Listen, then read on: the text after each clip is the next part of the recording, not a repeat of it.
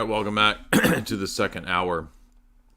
And we're going to be getting into the Spygate podcast, the Russiagate element that is the Mockingbird 2.0 that I mentioned we would get to. And it was supposed to be a private subscribers only meeting, and so it kind of still is. But I noticed that like 5 people hung around because I accidentally sent it out to everybody, so that's fine if a few people get get access to it. They can get a taste of what subscribers get in the part 2s by subscribing at the website.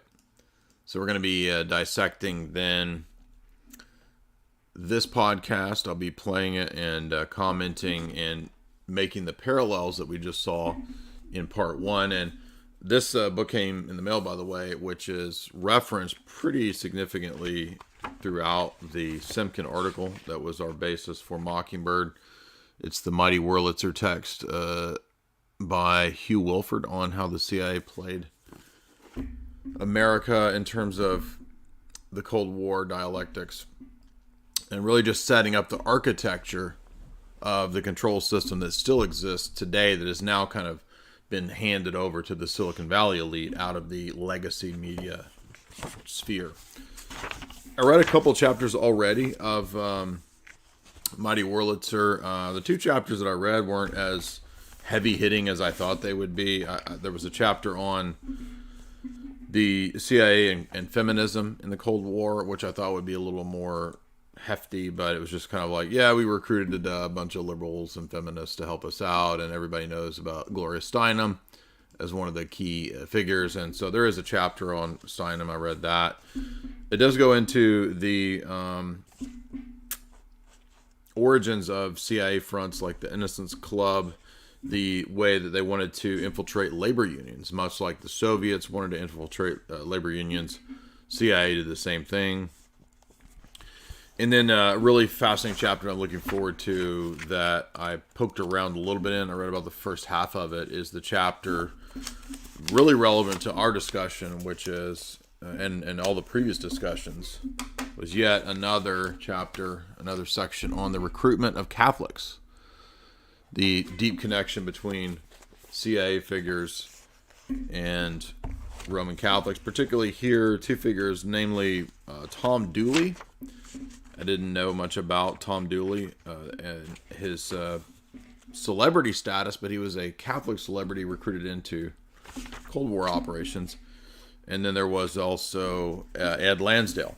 So 2 examples already. Now that chapter goes on to get into topics that certainly won't be as in-depth as Wim Hof's book, but it overlaps with Wim Hof's book is the point here, right? So looks like it's going to be a good read when I eventually totally get to it. I've been so enmeshed in Islam lately that I haven't really had a whole lot of time for other things. So I'm happy to finally take a break from Islam's really boring. So now that that debate is over, hopefully you enjoyed it. If you haven't seen it, go leave a comment, because all the Muslims are freaking out about the comments being basically 90% saying that Daniel lost. But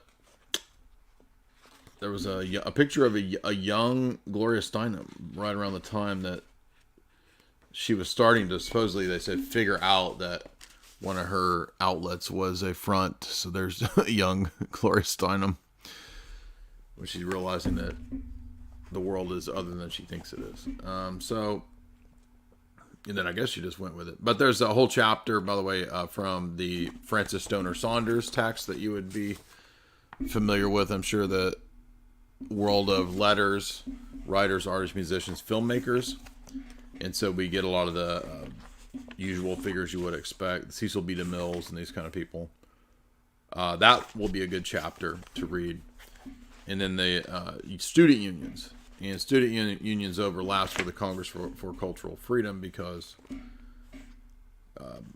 a lot of that came out of student movements. So the CIA was really interested in infiltrating and influencing student movements, supposedly to not become Marxist communist. Actually, I mean, let's be precise, to not become Soviet, because many of the CIA people themselves were friendly to Fabian socialism. And then thanks to Matthew Arrett, I got a hold of this kind of obscure British master spy, Colonel Z. This is the life of what's his name? Cloud Dancy.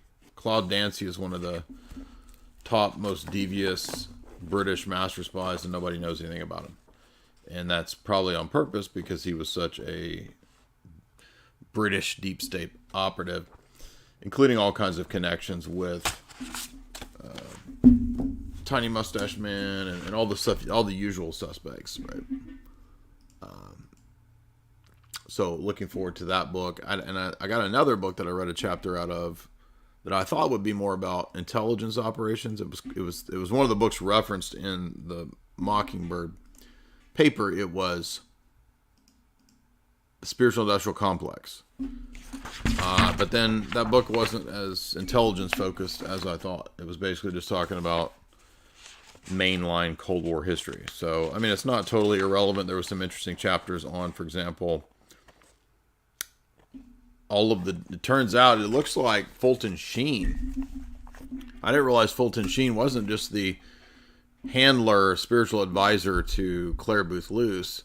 Fulton Sheen was actually the handler to like all of the so-called converts from communism to Catholicism. So there was a spate of converts from communism and the Marxist Party to Catholicism in the 40s and 50s. And it turns out CIA buddy Fulton Sheen seems to have been overseeing this. Like they all go to him. And I understand. Oh, he had a popular TV show.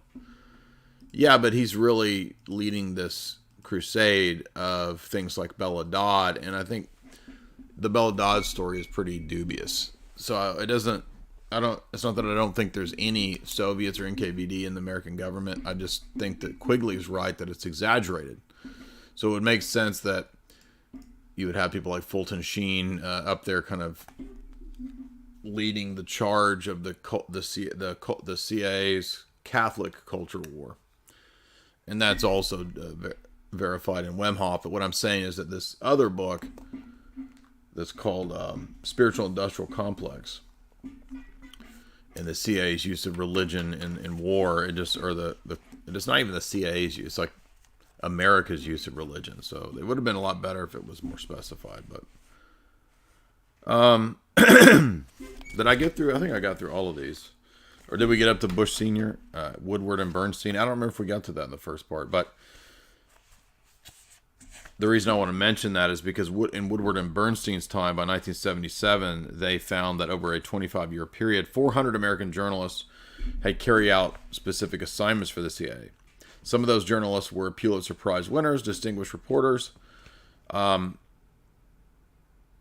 Many were foreign correspondents, etc. The agency helped them, stringers, freelancers.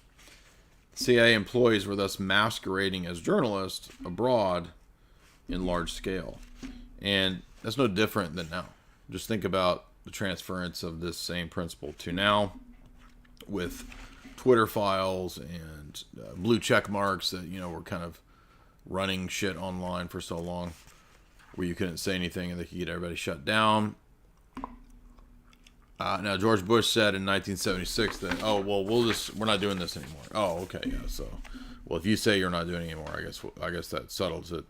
We all know you're a reliable source. According to Congus and McKinsey, Mockingbird was not closed down. In 1998, a journalist named Congus wrote about CIA operative or asset Richard Mellon Scaife running an operation called the Forum World Features, which is a foreign news service that disseminated CIA propaganda. When 1 year after Congus wrote this, he was found dead in a bathroom in Pittsburgh. And he had been suicided. So that kind of tells us where we are with, journalists that would kind of stumble onto these things. Everybody knows about Gary Webb, right? This kind of stuff. That overlaps with this stuff, right?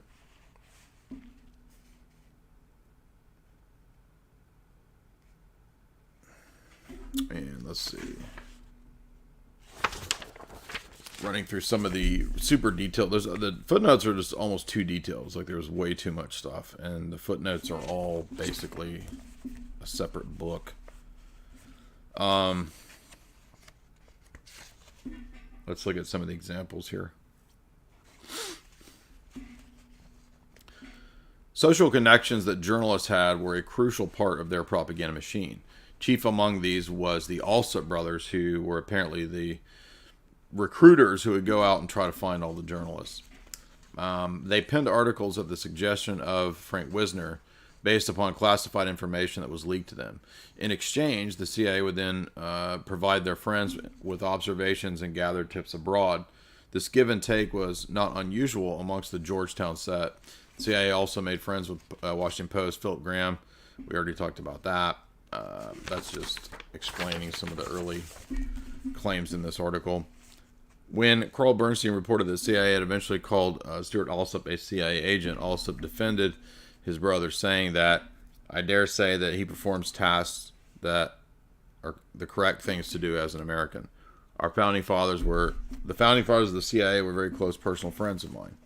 Cord Meyer also nurtured and developed many friends amongst the journalists, and of course we already have C.D. Jackson recruiting. It says at Time Magazine, Gloria Steinem. That's pretty wild.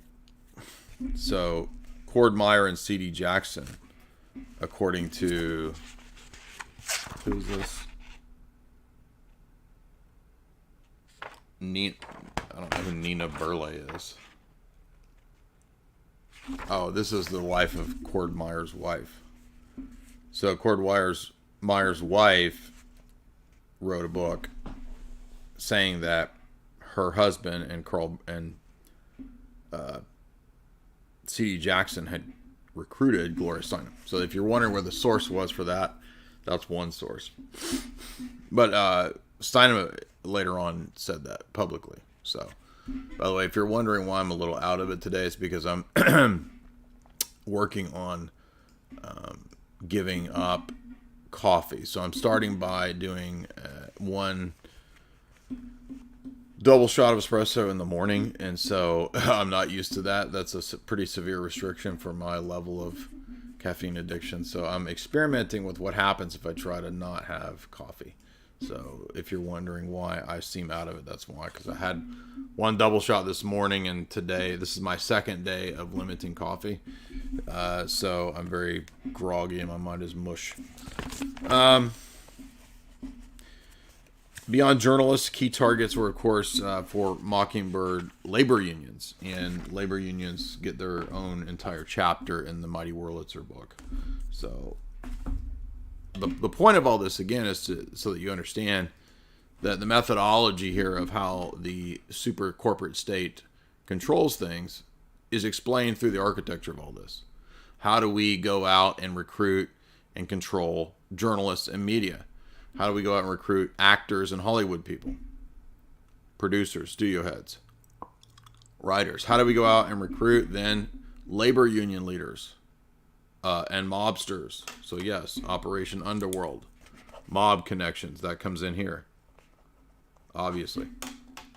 So you see the overlap between the organized crime world. And by the way, there's a new episode of Sammy the Bull Gravano's podcast that we did, where we do the weekly show now. What's the name of the show? The Bullpen. And the new one is out on his channel, I guess, from a couple days ago. No, last week, where we talked about... I don't even remember what we talked about. But so it's like the fifth podcast now with Sammy the Bull, so a lot of it I've already forgotten. But we talked about so much, that's like we've done at least 7 hours of talking now. So Vietnam, Saigon, we've covered the Vietnam War in the Doug's Valentine book. We don't need to go into that, but they definitely wanted to experiment. As we saw in Vietnam, there's a lot of experiments with media in warfare and media psyops. You know, everybody's seen Apocalypse Now, where you have the helicopter coming over, right, and they're playing, what are they playing? Wagner, I think, or the Ride of the Valkyries, and it's, you know, basically blasting these weird German tunes that the Viet Cong have never heard, and so it's supposed to basically just mystify them, like what's going on. And, you know, presumably that could be seen as something religious, right? It could be a form of religious psychological warfare. And that's part of Phoenix program, was leaving these religious psyops like the nail in the third eye, which would freak out the Buddhists, right? When they train the serial killers to go out and do their Dolph Lundgren style stuff. Remember in is it Time Cop or Universal Soldier? One of the two. Isn't Dolph Lundgren a former Vietnam vet that they've turned into a super soldier? And so when he becomes a super soldier, his Phoenix program stuff kicks in, and he's got a necklace of ears and thumbs because he goes nuts, which I'm sure is pulling from Colonel Kurtz, right, from Apocalypse Now. But yeah, all that's Phoenix program stuff. But anyway, the point is just that there was a lot of media shenanigans going on in Vietnam for the first time. Like, I think it was the first live newscast stuff. Not the whole war, but for the first time that there were newscasters there live broadcasting. No other wars had live stuff. They might have had, war reels and recordings that were then sent home. But now, I think, by the 70s, they had live broadcasts. So, I mean, I know they had live before that, but war wasn't live, is what I'm trying to say. But then it gets into Ramparts magazine, student magazines, and those were CIA fronts and funded through the Congress for Cultural Freedom. That also gets into the funding of Miss Magazine, Playboy, and so forth. And let's see, is there anything else relevant here? So notice, of course, and it's not going to be any different when we get to online media. It doesn't mean the CIA runs all the online media, but it means that we should expect the same type of thing, the same type of approach, the same mechanism when media shifts to digital as opposed to physical. And lo and behold, that is exactly what we'll see, especially when we do this, get to the Spygate stuff, because as I was listening to this podcast, and I don't know who did it, I'll tell you guys the channel. I'm not trying to hide it. It's just, it seems to kind of be anonymously put together. And towards the end, some woman is talking. I don't know who the woman is. So if you guys know, let me know. Put it in the chat. I don't care. So if you don't accuse me of trying to hide it, because I just simply don't know who this is. So, and it doesn't list who it is, because it's one of these kind of anonymous channels. Like, as in literally anonymous, like the Guy Fawkes mask type stuff. But that's just a cutout that anybody could use, right? I mean, the anonymous Guy Fawkes mask, I mean, that could be somebody claiming to be from American intelligence. That could be false flag disinformation. It could be legitimate leaks. I think the integrity leaks came out that way, and those were real leaks. So it could be Russian intelligence using the phrase anonymous. It could be anybody. So let's get into this, because this is the most interesting part of this whole talk, and it's really, I think, validating the thesis that I had, which is that, hey, this is Mockingbird 2.0. And maybe they even said that in the podcast. I don't remember, because I watched it twice, but that was like 2 weeks ago. So if they say that, then I will give them credit. Whatever. I'm not trying to steal somebody's ideas. So the full podcast, if you want to go listen to it on your own, is here. And it is a channel called Censor Wars. Never heard of it. It's a small channel. I didn't watch any of the other material on it. Don't know if it's good or bad. I just happened across this one and thought it was good. And mainly it's a lot of news clips collected early on. So let's listen to that, and we'll start to see again, oh, wow, this is just like Mockingbird. Had Sir Andrew Wood most concerned about British spy stuff. So you're saying that the British used their version of the CIA to wiretap Donald Trump's phone? The future president of the United States is under Russian or any other tutelage. There's so many British intelligence links to our domestic Russiagate scandal. The retired ambassador to Russia was concerned enough that he met with Senator John McCain at a security conference last November. How did a British former Bernie Sanders field organizer wind up as a key staffer at a military intelligence front? Effort to infiltrate American politics by this British operation called the Integrity Initiative. The former Bernie field worker has been outed. Now, if you're asking about then, well, wait a minute, you're talking about Mockingbird. This is talking about British intelligence.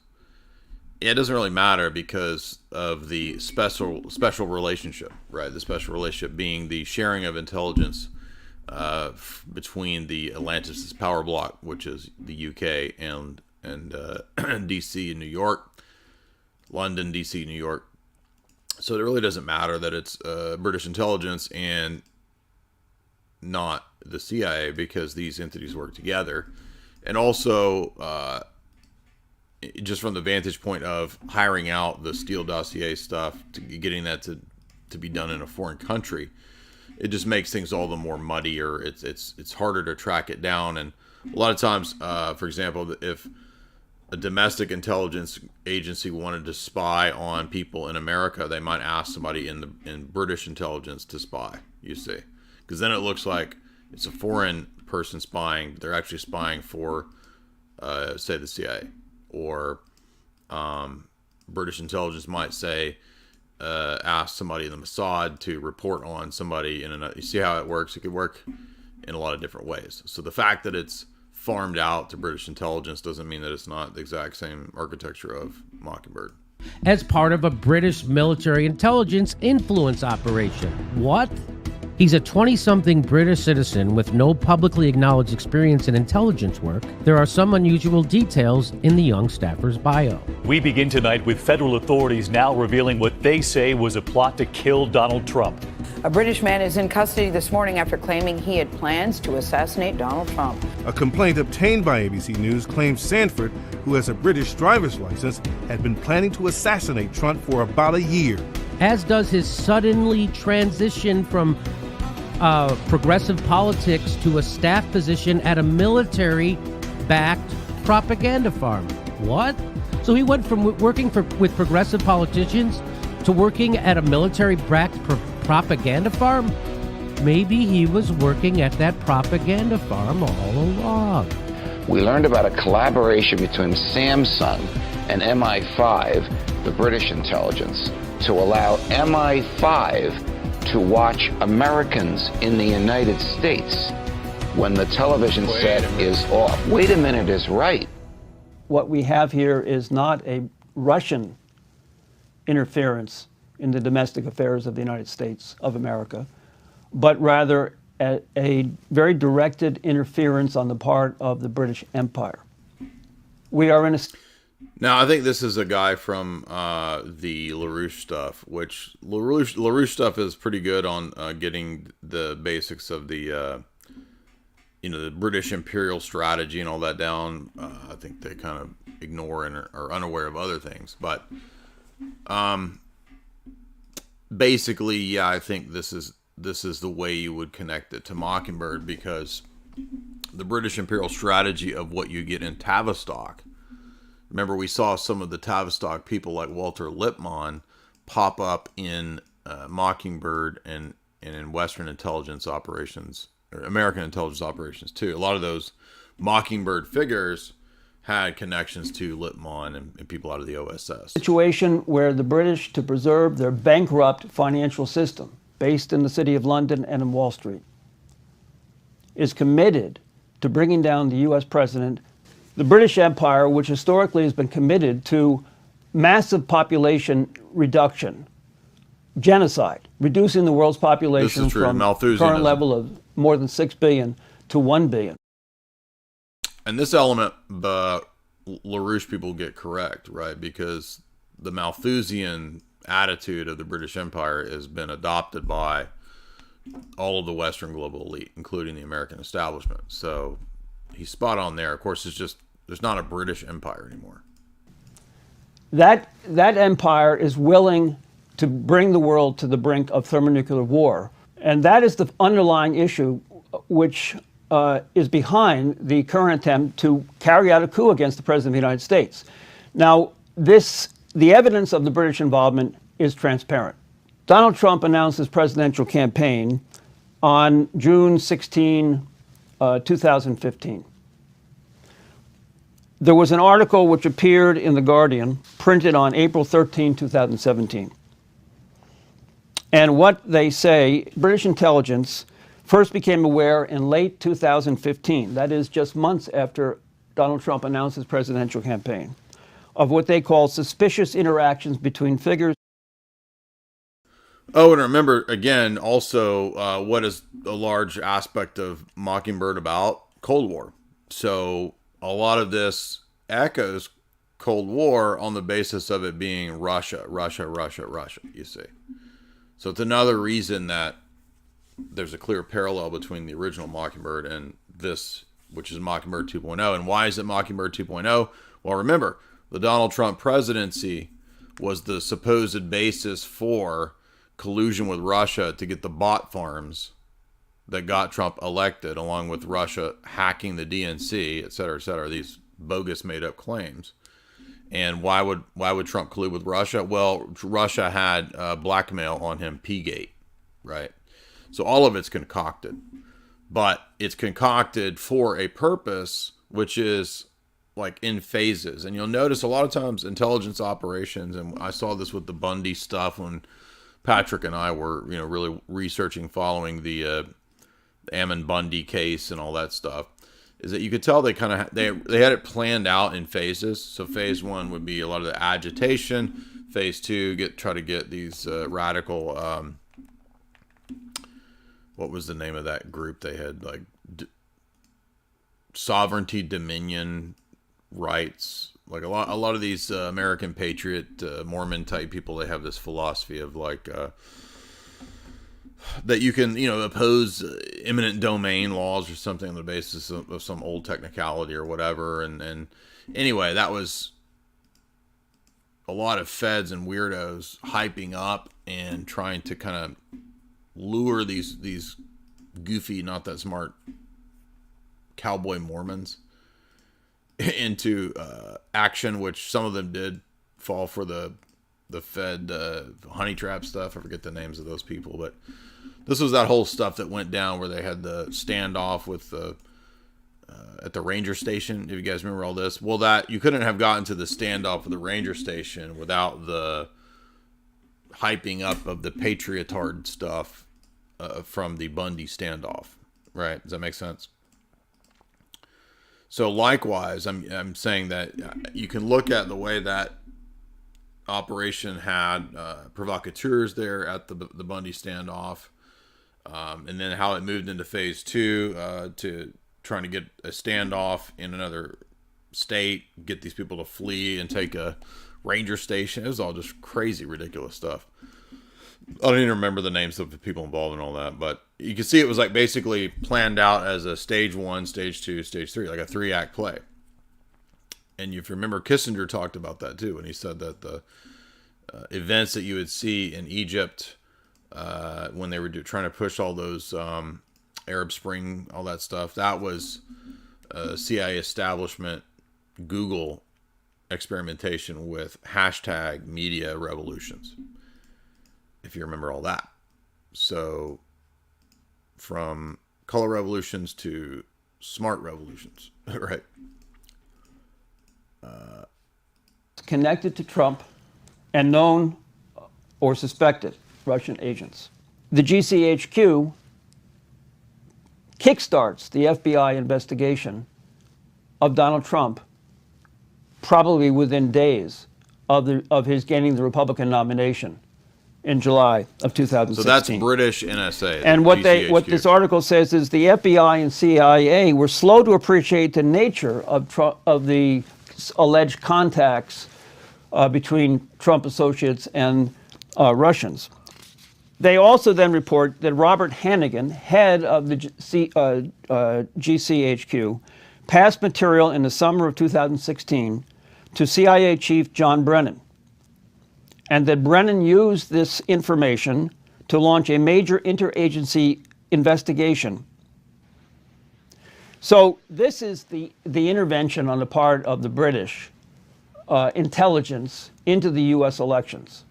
Now, add to this the dossier which was prepared by so-called former MI6 agent Christopher Steele. This has functioned as the roadmap. There you go. For the FBI's investigation. Now, the Steele dossier, I want to say that he is a Fabian.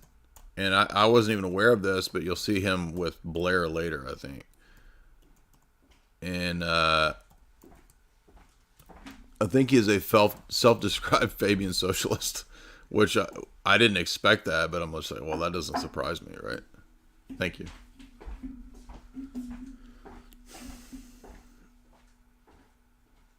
And if it's not Steele, then it's the other British intelligence person. But it'll come up, I think, later in this podcast. You'll see. Copies of it were given directly to the FBI, if not by GCHQ, by MI6.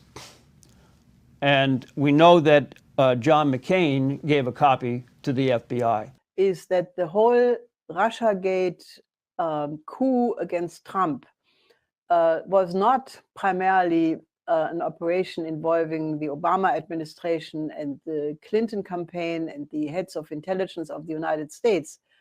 They were a happy part of it, but that the whole operation was designed by British intelligence years ago. As a matter of fact, the first traces of this.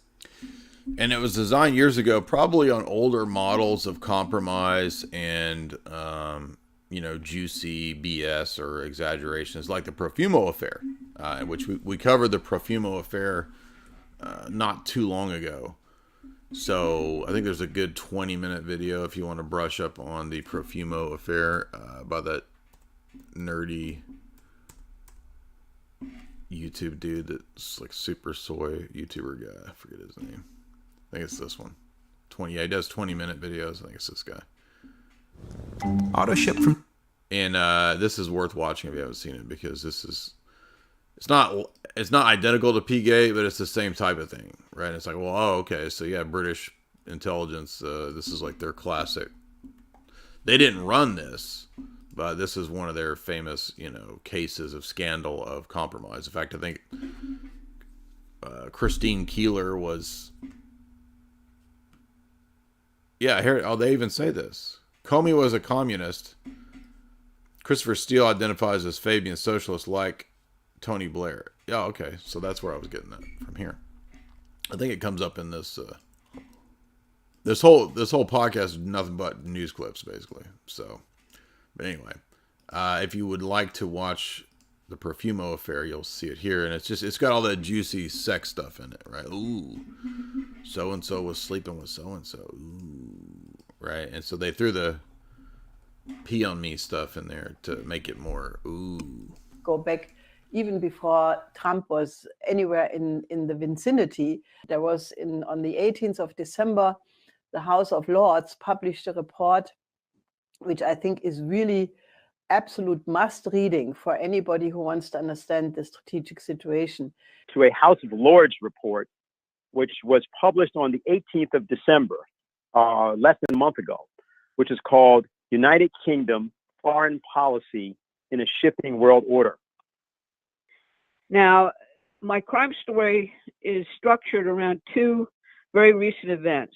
The House of Lords report, and the second is the exposure of something called the Integrity Initiative. That's a British... I don't know who this boomer narrator woman is, but she is pretty spot on. I mean, she really gets it, nails the whole thing whenever she's talking. It sounds like Mae Brussel. I mean, it's not Mae Brussel, but it's funny because it sounds like her. If you've listened to her old conspiracy podcast. Military information warfare outfit that just fortunately for all of us had a lot of its internal papers posted all over the internet. So she's referring to the Integrity Initiative leaks, which came out that this was a giant British disinfo operation. And you should think about the Lord's report as kind of giving the actual policies of the empire. And you should think of the Integrity Initiative, the people who actually convey these intentions and how you're supposed to perceive them, as kind of the enforcers of this view. And they create propaganda, and that propaganda right now is being directed at the United States in the form of an attempt to incite what they call the better martial instincts of the U.S. population towards war, particularly with Russia. And when you look at the overlaps in personnel between the Integrity Initiative. Now, this is interesting because remember, this podcast was from 2019. So this is prior to the Ukraine conflict. And so this was spot on. So they were prepping and readying the Ukraine conflict, which they probably knew was going to happen a long time ago when they did the 2014 Maidan coup. But if they were bombing in Russia in the Crimea area for the last 7 years as a provocation, then again you can assume that they probably thought there would eventually be war. So once again, you'll see that her 2019 analysis, middle of 2019, by the way, so this is pre-coup analysis. She's saying that all of this P-gate collusion jibber jabber nonsense also ties into the present situation of the war with Ukraine, and also the war will probably be used in terms of Trump, because they're going to try to say, oh, well, remember Trump was colluding and now we're at war with Russia in a proxy war. So you can't vote for Trump in 2024 because, we're at war with Russia and you'd be a traitor, right? So they wanted to continually push the narrative into that direction. What we know about the British circles who actually were involved in running and are involved in running the coup against Donald Trump, these are particularly circles around Sir Richard Dearlove, who's the former head of MI6. We'll be able...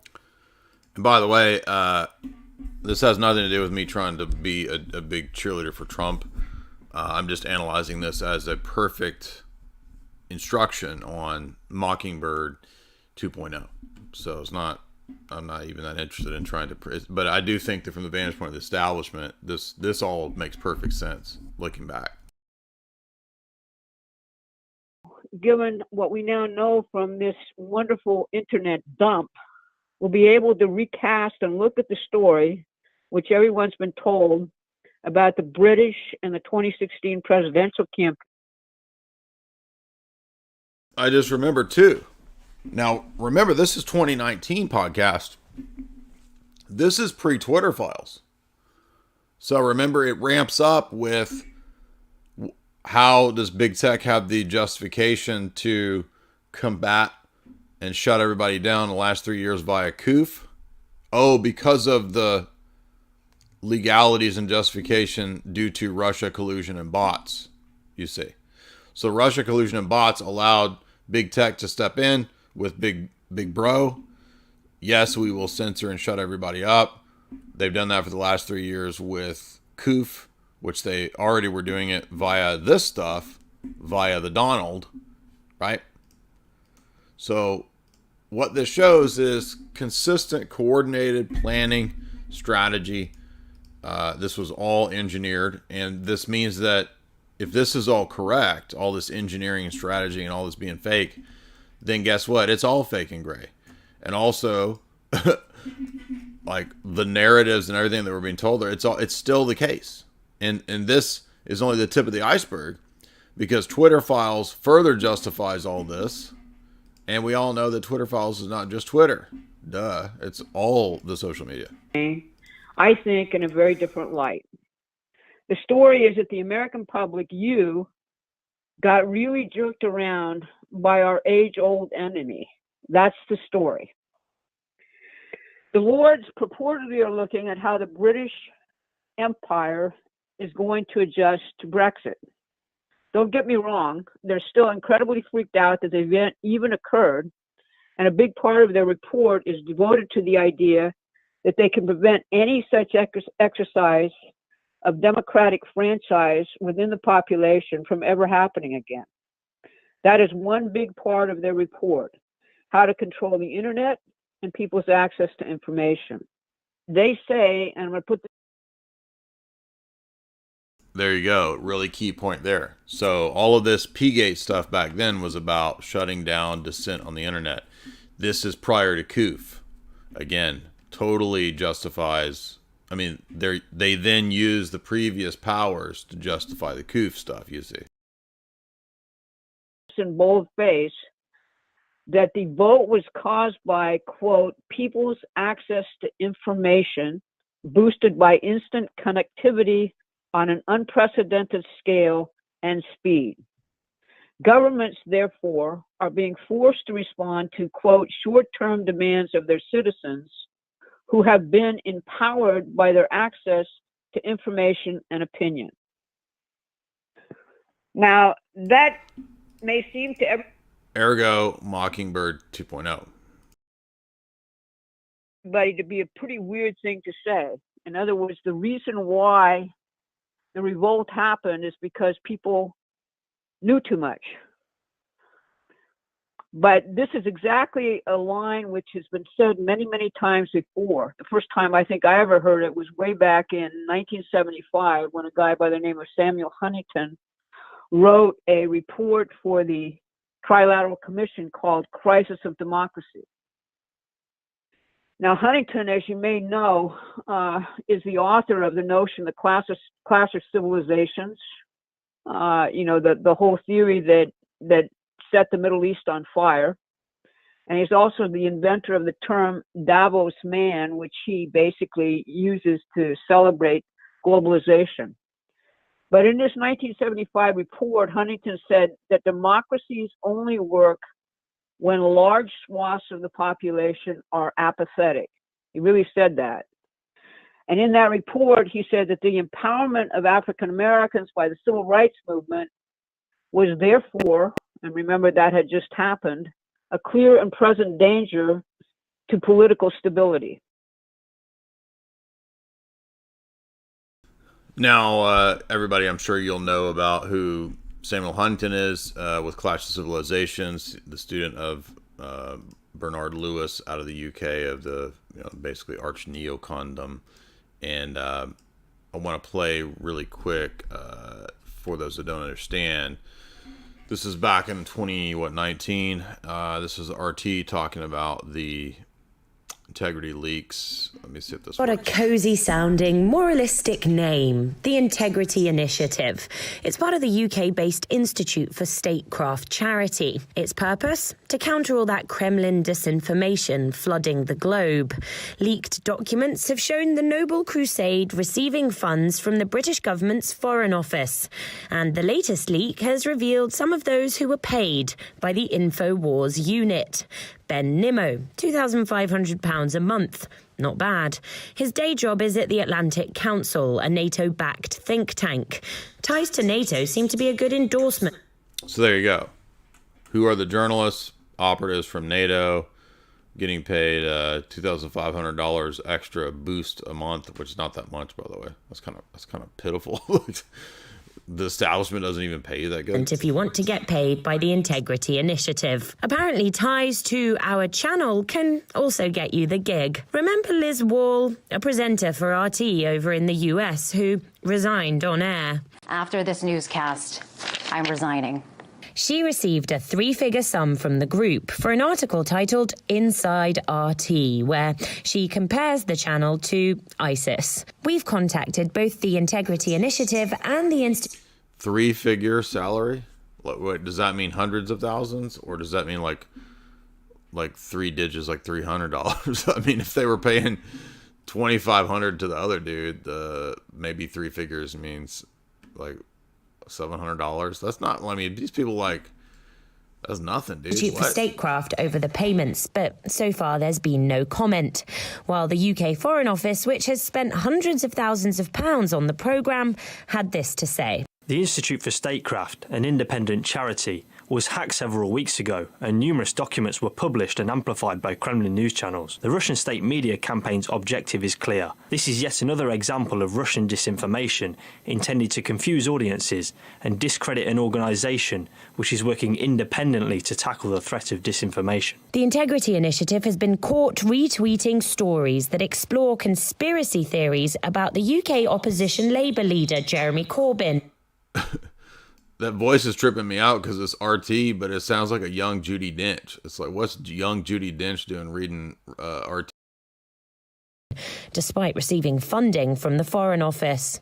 Some, including WikiLeaks, have questioned the veracity of some of the leaked documents. The statements from the British government that have been sent to RT in response to repeated questions about Integrity Initiative appear to have struck a nerve, although that's by no means proof that the documents are all real. For the most part, the mainstream media here in the UK has chosen to ignore the British government funding an anti-Russia network story. Now, remember, it's not just an anti-Russia network. It's not just about engaging in counteracting foreign disinformation or information war. The leaks are actually about setting up this big super psyop.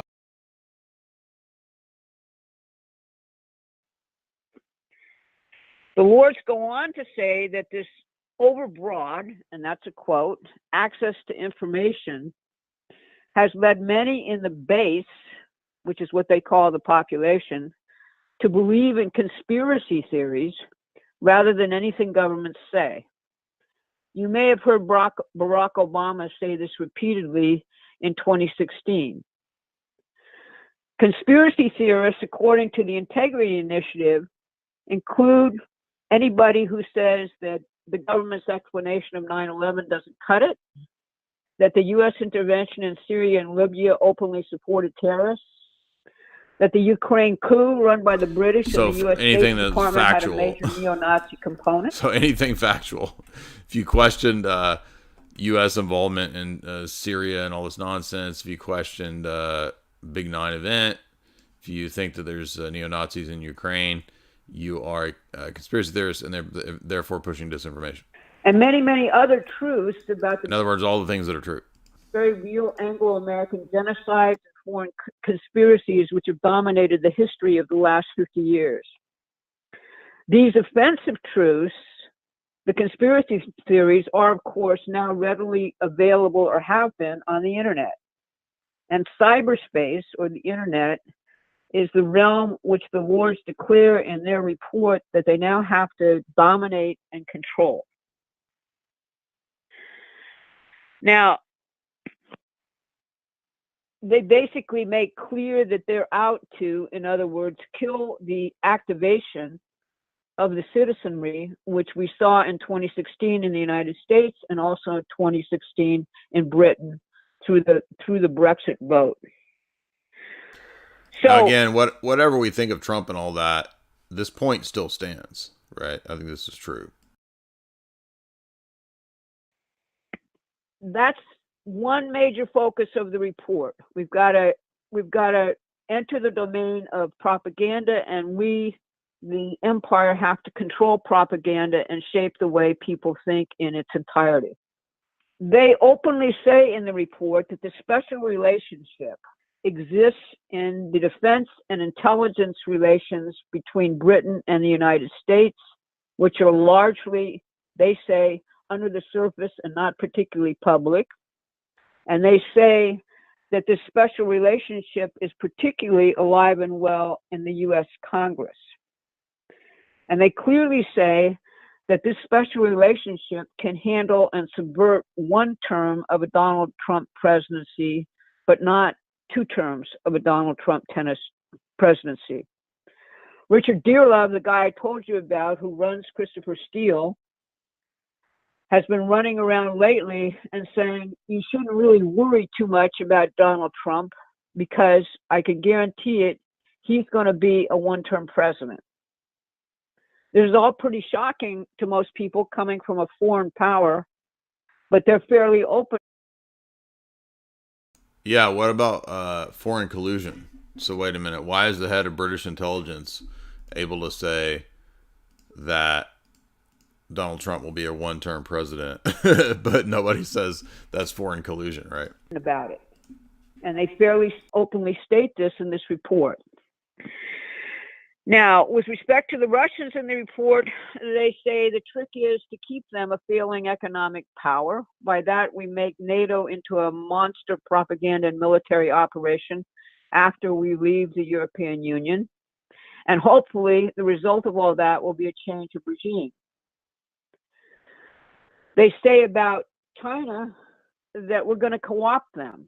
They say we, the British, as opposed to the idiots in the United States, participate in the Belt and Road and the Asian Investment Bank, and we're confident that we can manipulate and subvert these initiatives to our ends. And they mention in passing the historic tensions between China and India, which, if you read between the lines, means we have an obvious way. In other words, they will exploit the divide and conquer rivalry there. To exploit the situation and divide and conquer between India and China. So that's what they say in the Lord's report. Here's the imperatives. Destroy the potential of the four powers and make people docile and crazy through propaganda and outright censorship. That's the message we. So notice the message is also intended to agitate and anger people because they're censored. So notice they're not dumb. They don't know, oh, I wonder what it's going to do. No, they know a much angrier word. Remember what Klaus said. It gets conveyed totally when you turn it into its activist mode, which we see when we look at this thing called the Integrity Initiative. Now, on November 23rd, a group which called itself Anonymous, they began posting documents from the Integrity Initiative on the internet. More revelations of a shadowy alleged conspiracy involving NATO, the UK Foreign Office and British intelligence to distort public perception of the world around them. The Integrity Initiative has been identified in the past few weeks.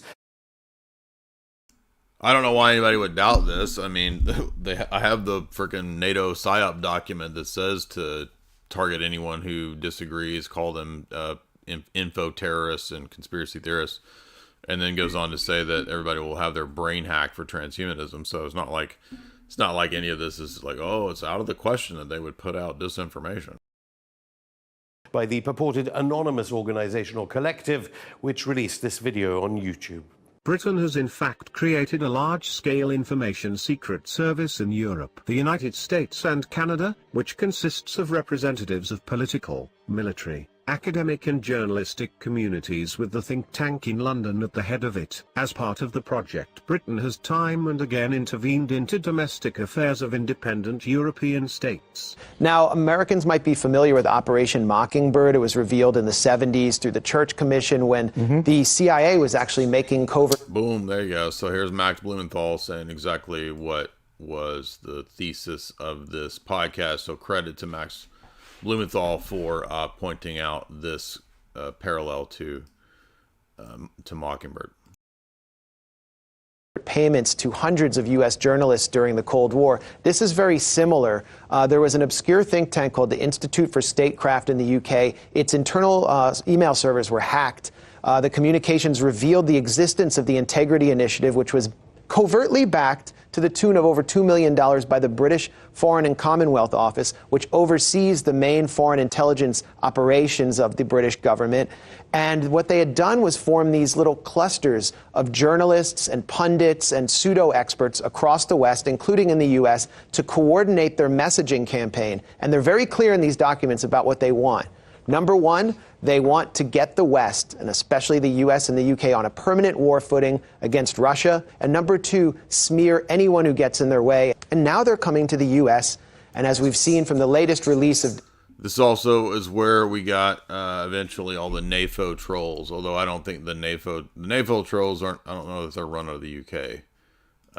They're probably run out of some US base somewhere, but you can see the pattern here. Documents. The Integrity Initiative's director, who is a military intelligence colonel in the UK, Chris Donnelly, is having high-level meetings with US government officials and journalists in the US. And these documents show that this is a rapid response, black propaganda, information warfare operation, which is presently targeting Russia, China, Western Europe, and us right here in the United States. Since that initial posting, there have been 3 other document dumps, the last one on January 4th. Now, this initiative is a part of something called the Institute for Statecraft. It's a British NGO, and it receives 95% of its funding from the British government, from NATO, and from our State Department. There's all your tax money going into lying and deception, by the way. So, and this gets into the Skripal.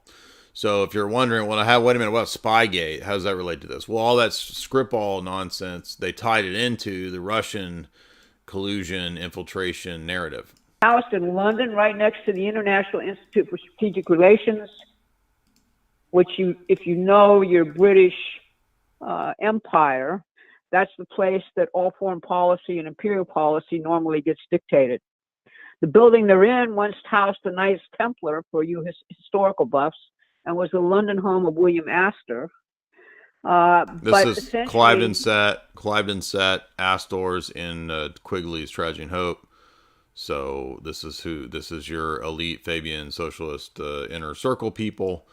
And she mentioned Templars, and I always think of Breivik, right? Because I think, who might have been running that? Oh, maybe it was this stuff.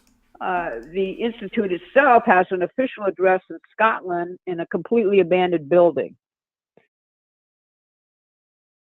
If you don't remember, Breivik famously was a Templar in all of his garb. You know what I mean?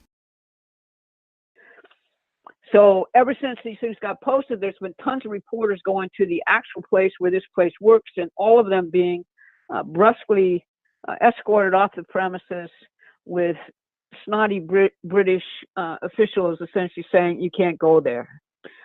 This group also got a significant recent cash donation from Facebook.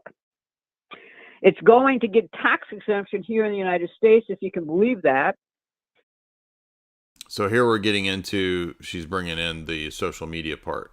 And it just came out, right, that Facebook, they censored anyone the Biden administration asked. Everybody already knew that, but now it's public. And it plans on targeting major cities here, according to the documents, not on the coast, since that, they say, is already taken care of in terms of their objectives. Probably the plan is to concentrate in the presidential battleground states for the 2020 elections. Remember, Donald Trump. Now, remember, this analysis was also spot on in regard to 2020, because that's exactly what happened. 2020, right, was STOLEN, and this podcast was once again accurate because that's exactly what they focused on, was that. Cannot get.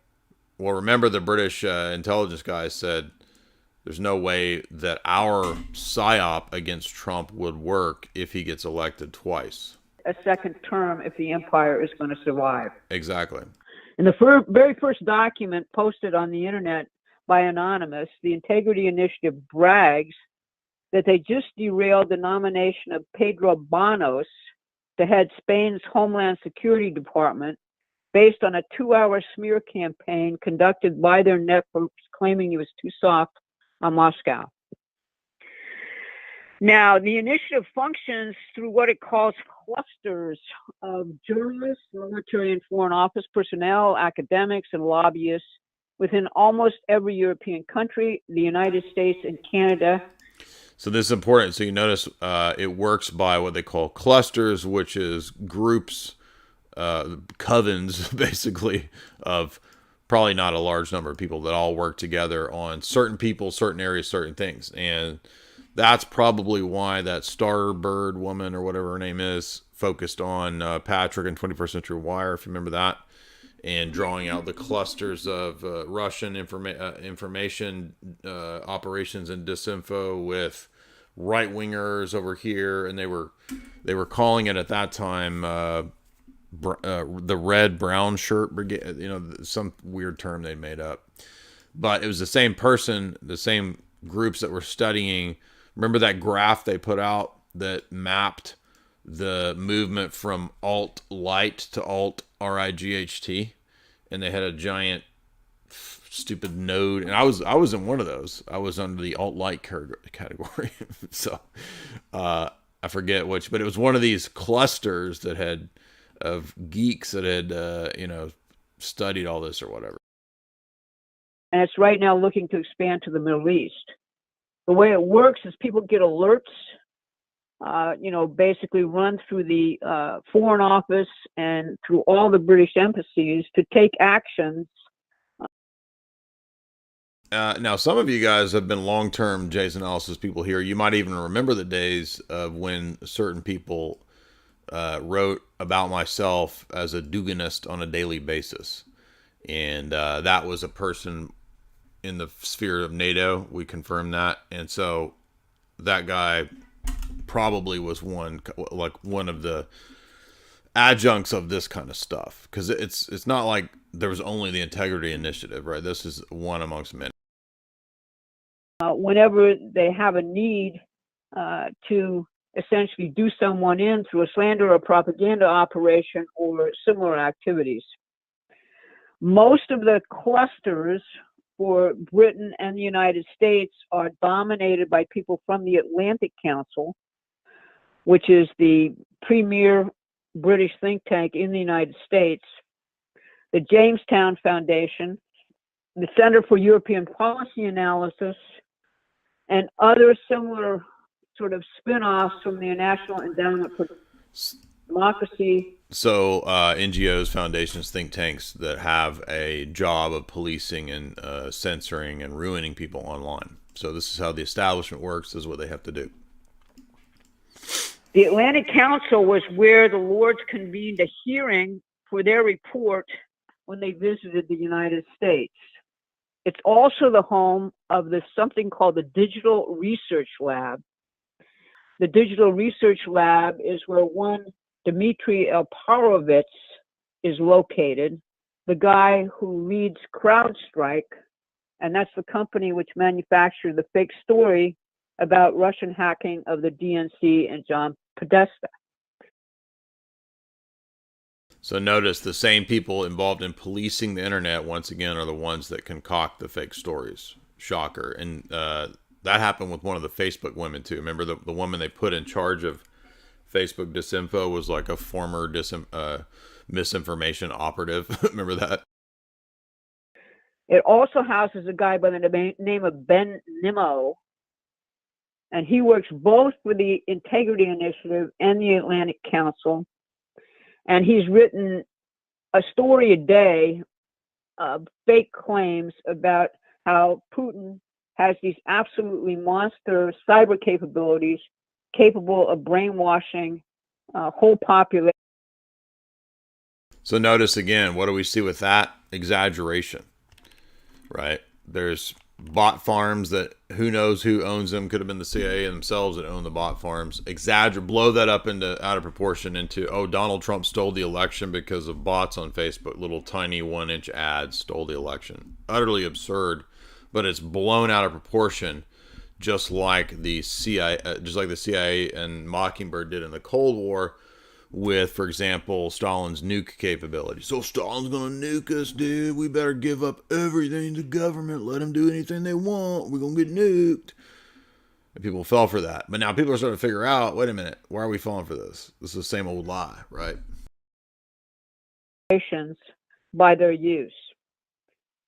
The Digital Research Lab of the Atlantic Council also was recently hired by Facebook to police and censor users of the Facebook platform. Facebook now has become embedded with NATO. After the election, as you point out, they dragged Zuckerberg before Congress and they pointed their fingers and yelled at him. Well, How dare you let the fan. Some Russians take out some ads. Well, if you remember, the ads were these crazy things about who would Jesus want to win or something. Most of the ads were taken out after the elections, even though they. Yeah, these are ridiculous little 1-inch boomer tier ads on Facebook. Literally ads that nobody but a boomer would read. Can you imagine, as if the boomers are going to be influenced by these little dumb 1-inch ads? Maybe they were. The only people I could see being influenced by that would be boomers clicking on 1-inch Facebook ads with Jesus in the line of the tribe of Judah and Trump. Right? Wanted to claim that it was to influence the election. So the whole thing was bogus. But they wanted to take this guy to the carpet and say, you have better crack down on your users or we're going to. So look, what did they do? A cyber fake flag. The DNC hack fake flag. The 1-inch Russian Facebook Jesus boomer ads fake flag. These are just cyber fake flags. Oh, better give up because now the internet's going crazy. People are choosing Trump on the basis of fake internet ads from Russia. Come on, this is so dumb. But this is still in practice. I mean, I don't know if Brittany Sellner left Twitter, but I mean, she's not on Twitter. She probably got banned. BG Cumby got banned 3 days ago. So I mean, we're still under this. This didn't go away because now the coof's gone. They've lightened up a little bit. People still getting banned every day. Get you. It was what the government said to him. So I said, what do? I don't know anything about this, as you say. So turning to the experts, the Atlantic Council.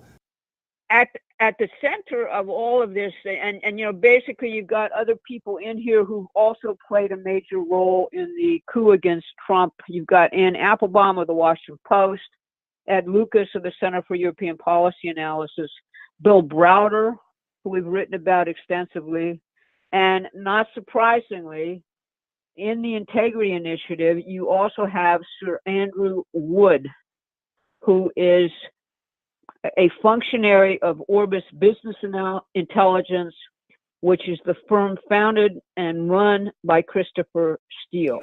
Okay. So here's the Fabian Socialist Business World here. Orbis Business connected to Tony Blair here. And Steele is the Fabian Socialist, like I said. Orbis is important in this. Figures quite large in the actual operations of the coup against Donald Trump. Now, the way this works is...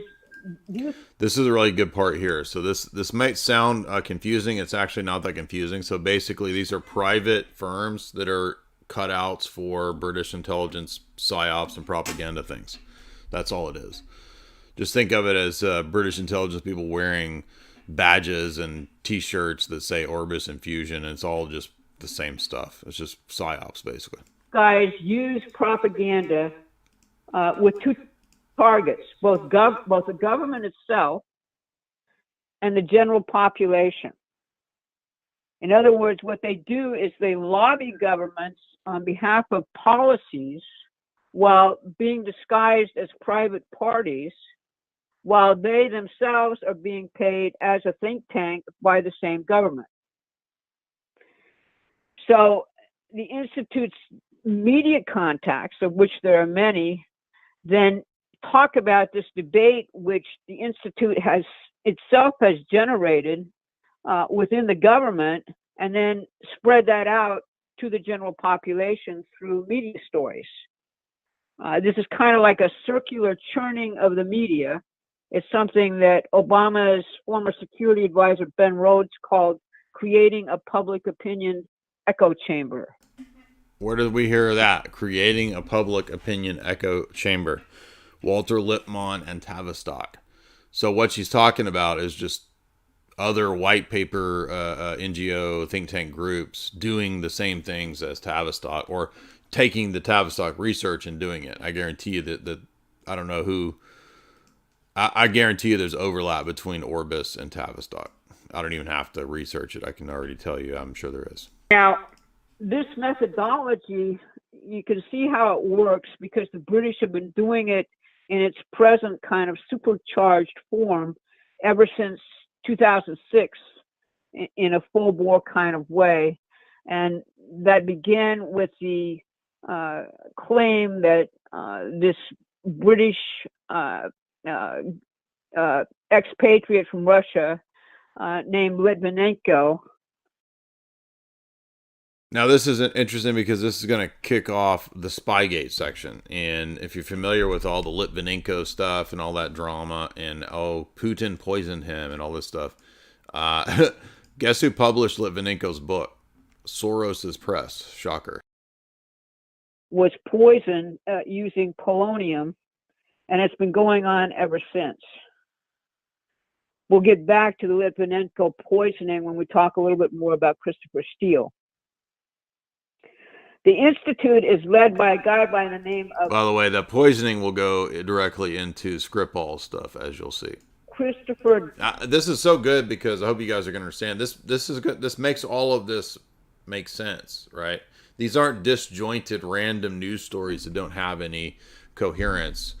And if you have been here for the long haul, if you remember, when we really started paying attention to geopolitical stories and news around 2008, 9, 10, my old site, and then at Jay's Analysis, you'll know that we've been watching this pretty closely back to the early days of the first podcast we did, like the Mark Hackard podcast in 2013, right? We were really starting to look at this relationship between the Atlanticist establishment and Russia.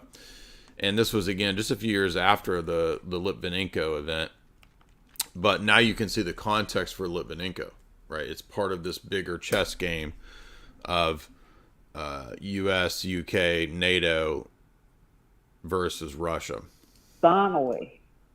And he's a very high-level British military intelligence officer with an impressive career in NATO, the British Ministry of Defense, and in military destabilization operations worldwide.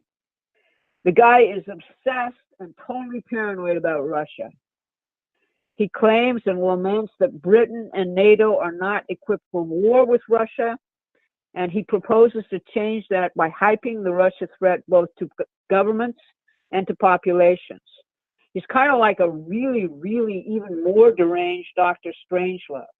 The Institute papers, which have been posted, feature a discussion between Donnelly and a guy by the name of Sir Richard Behrens in October of 2016, in which Donnelly says we really need some shocking, horrendous event which will wake people up to the Russian threat. Think about that in terms of subsequent British actions, in terms of Syria, and in terms of the There you go. Skripal, white helmets.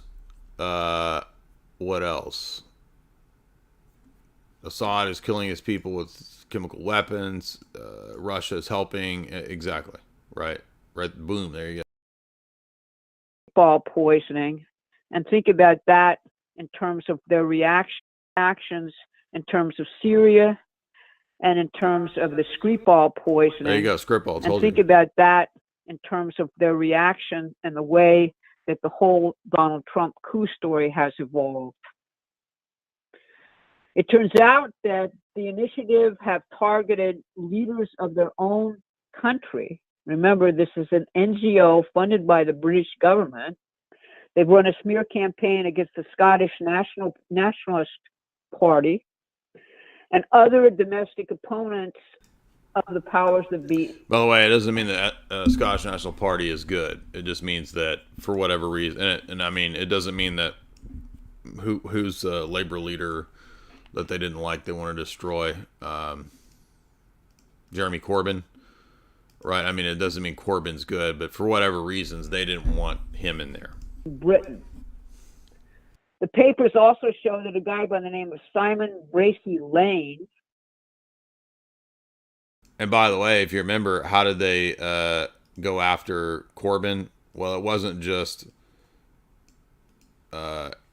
you don't like people in Israel. Supposedly, they went after him over saying he was a Russian agent too. So you see the pattern here exactly. An Institute fellow came to the United States and infiltrated the Bernie Sanders campaign in Iowa in 2016. Now this is interesting. I actually didn't know anything about this. I had no idea that there was an operative, this goofy looking teenage dude or early college dude, whatever he is, infiltrating the Bernie campaign. That's odd. I didn't know that. I mean, until I'd watched this podcast, I just didn't. Number one, politics is really boring.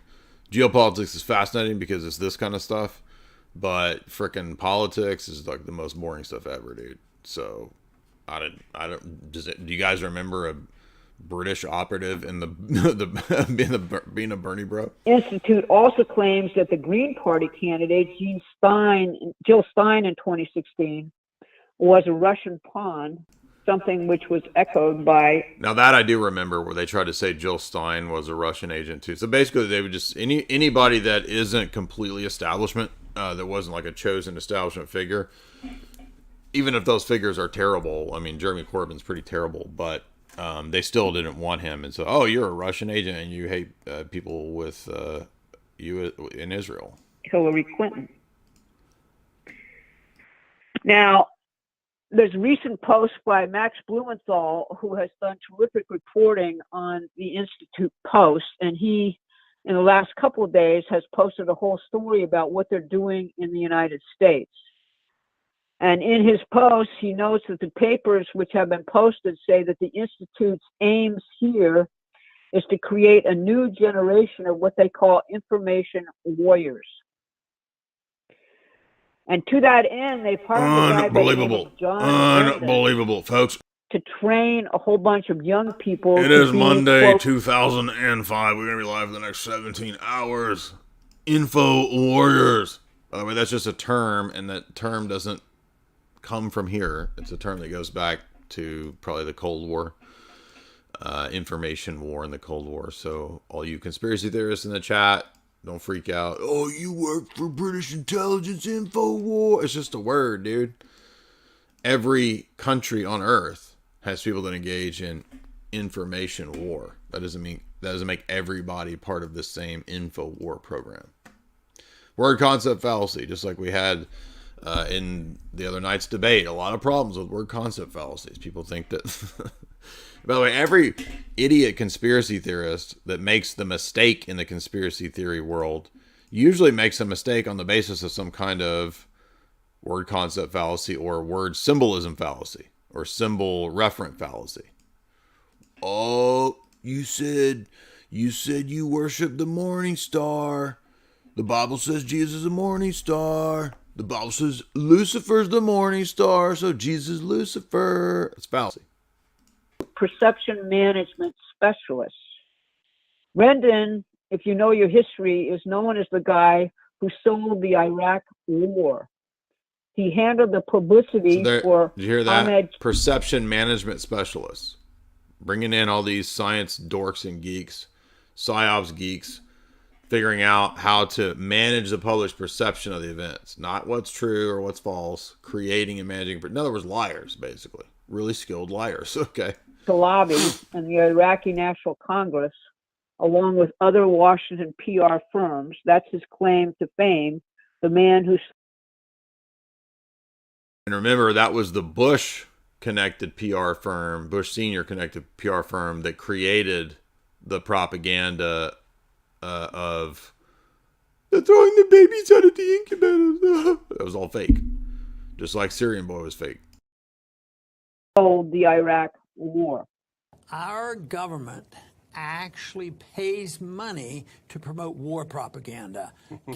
Here I always thought it was just the media. I thought they were owned by the media and the media was doing this. And no, Ron, come on.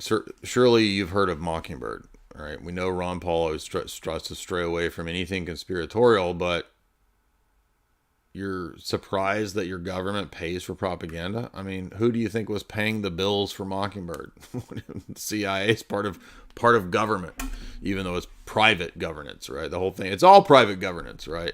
Well, audit the Fed.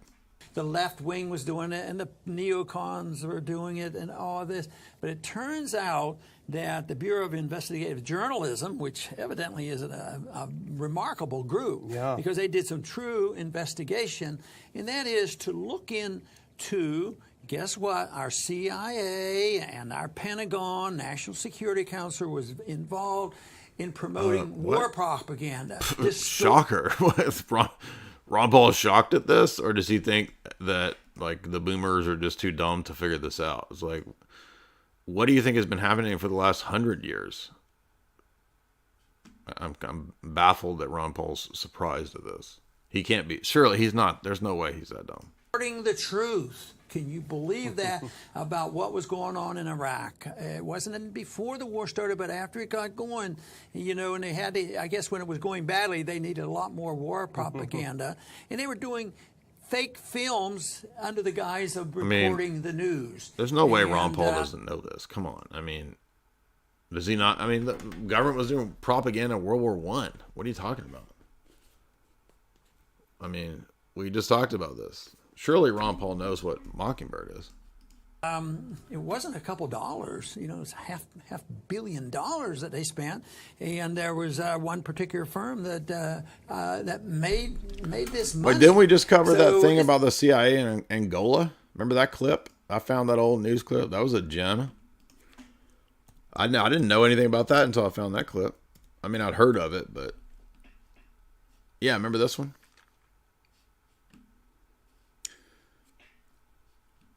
I love those African dictators, right? Mobutu. Mumbato.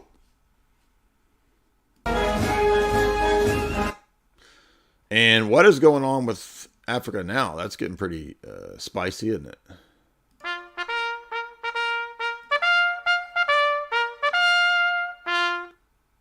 John Stockwell served as a U.S. Marine Corps intelligence officer with the CIA in the Congo, and then was assigned to Vietnam in 1973, just after the last American troops left. By 1975, the corrupt government and army of South Vietnam could no longer defend itself, as Stockwell explained. The problem, of course, was that the South Vietnamese government and army were so totally corrupt throughout, particularly at that time, that they were just absolutely siphoning off all of the Army's ability to fight. The corruption went beyond your imagination. Their ability to squeeze millions and millions of dollars out of the stuff that we were pumping in through the pipelines, steal it, take it, siphon it off, let half of the soldiers go home so that you could pocket their salaries. Then you could sell their uniforms and equipment to the communists and get money from that. Then you would have half of your trucks you could use to haul produce and half of your helicopters to haul heroin. And the result, it was so corrupt, for example, in Tay Ninh province, that if the 25th Division commander was going to engage the enemy. Anyway, that's just a good reminder clip there, old news clip to keep in mind as we go through these. So, because you don't want to forget the classics. So here is that, just to keep in mind. Big business. It's you know, we have the military-industrial complex. I guess we have a PR-industrial complex now. Yeah, come on, making a lot of Ron, bucks you should know that. and doing so much harm. You know, it'd be better if they just burn. All of her LinkedIn profiles are to British institutions. You see that he visited the Center for Naval Analysis, which is a government-funded U.S. project, but which is also a key contributor to the Lord's Report. And we see that he also visited the John McCain Institute's executive director, a horrible guy by the name of Kurt Volker, who now serves as the... Again, just notice the structure and the architecture of all this. It's crazy, right? And it's all geared towards combating and refuting and destroying, you know, the kinds of things that we talk about. Why this is relevant. And again, this structure is Mockingbird, but now applied online. U.S. Special Representative to Ukraine. He also spent a big amount of time at the State Department's Global I forgot a lot Engagement of this ties Center. in This is the cen- Biden and Ukraine crime stuff too. which was set up in 2016 by Obama and the National Defense Authorization Act, specifically to confront Russian disinformation in the United States, and funded to the tune of millions and millions of dollars by Congress. The full load of money has been given to the State Department's Global Engagement Center, and they're now up and totally functioning in conjunction with this Integrity Institute, which I'm outlining to you now. Global Engagement Center. This was created by the Obama administration in 2016, supposedly to counter Islamic State propaganda. Its mission has shifted, supposedly to... Now, this is that stuff you always hear Alex talking about, right? When he talks about Obama's stay-behind stuff, that was kind of the office coordinating going after Trump. That's this, and that's also partly where this Spygate stuff comes from. Counter Russian and Chinese propaganda. See? But is this Global Engagement Center creating domestic propaganda in the name of countering foreign propaganda? Yes. Here's what Richard Stengel, the man who helped create and oversee the Global Engagement Center, had to say about propagandizing American citizens. My old job at the State Department was what people used to joke as the chief propagandist job. We haven't talked about propaganda. Propaganda, I'm not against propaganda. Every country does it, and they have... So look at this array of, this is who runs us. And especially look at Gorlock over here, because the Gorlock figure is really the essence of the New World Order, isn't it?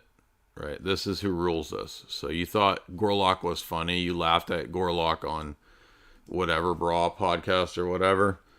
Now Gorlock's laughing at you because it sits on the Atlantic Council and decides to delete you or not.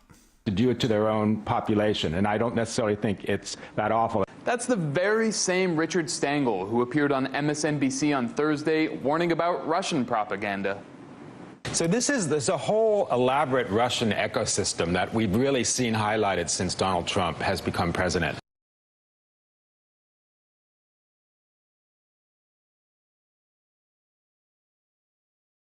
I've been in and out of therapy with BetterHelp. I had to remind you of Gorlock if you're not aware. I have a question I was going to ask her, but now I'll just ask everybody else. This is mostly for the girls, and then the guys can give their opinions. Do you feel prettier and hotter both when you dress more risque or more modest feminine vibes? Modest feminine, for Me sure. too. I Yeah. feel Same. like a boss ass bitch. Can I be honest? Yeah, because I mean, this is my thoughty outfit. Who cares? I love it. It's fun. But when I'm in let's see, a blazer, a cute little professional long sleeve, it's on top of feeling beautiful, I feel almost powerful. I love dressing modest. Yeah. Boom. I would agree with that. One thing, Deborah, I think I feel powerful watching her. Rip, can someone just push that back? What was that? Come on, you just push that back. I think it makes you feel more like a woman. I feel so the same. attractive. When I'm in a modest, long dress, I'm like, wow, I feel like I'm on top of the world. Yes. But that's By the something way, that I think Sovereign came with Bra, age. When I was young. He followed me back. I don't know what's going on with Sovereign Bra, because the dude right there in the middle, he followed me and then he unfollowed me and then he followed me and messaged me about doing a podcast, and I was like, yeah, sure. This was a year ago, and then he unfollowed me, and then now he followed me back yesterday. So, I don't even. Isn't he not on that podcast anymore? Anyway, I don't know. It doesn't bother me. I just think it's funny. But what do you think? So that's Gorlock right there. If you don't remember, she rates himself as a 10, and then over here on the Atlantic Council, right, that's who's ruling us right there.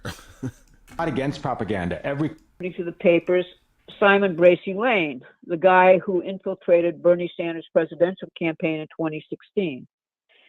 And at that event, Simon Bracey Lane reads remarks from Chris Donnelly in which he says, quote, "The West is no longer in a peacetime, rules-based environment." So they're here trying to recruit what they call active warriors. The Institute's public documents include a proposal by the French company Lexfo seeking funding for the Institute for what they call, quote, an offensive online influence campaign.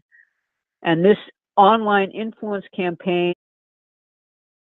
I mean, it's just crazy how corrupt this stuff is, isn't it? And how just shitty and ridiculous this stuff is. It boggles the mind, and people cannot figure this out. Like, this is just, they just can't figure this out. It's not that hard, actually, though. Like, after a while, it kind of becomes obvious, second nature, but maybe I've just been in the game so long that it's obvious that this is how things are run.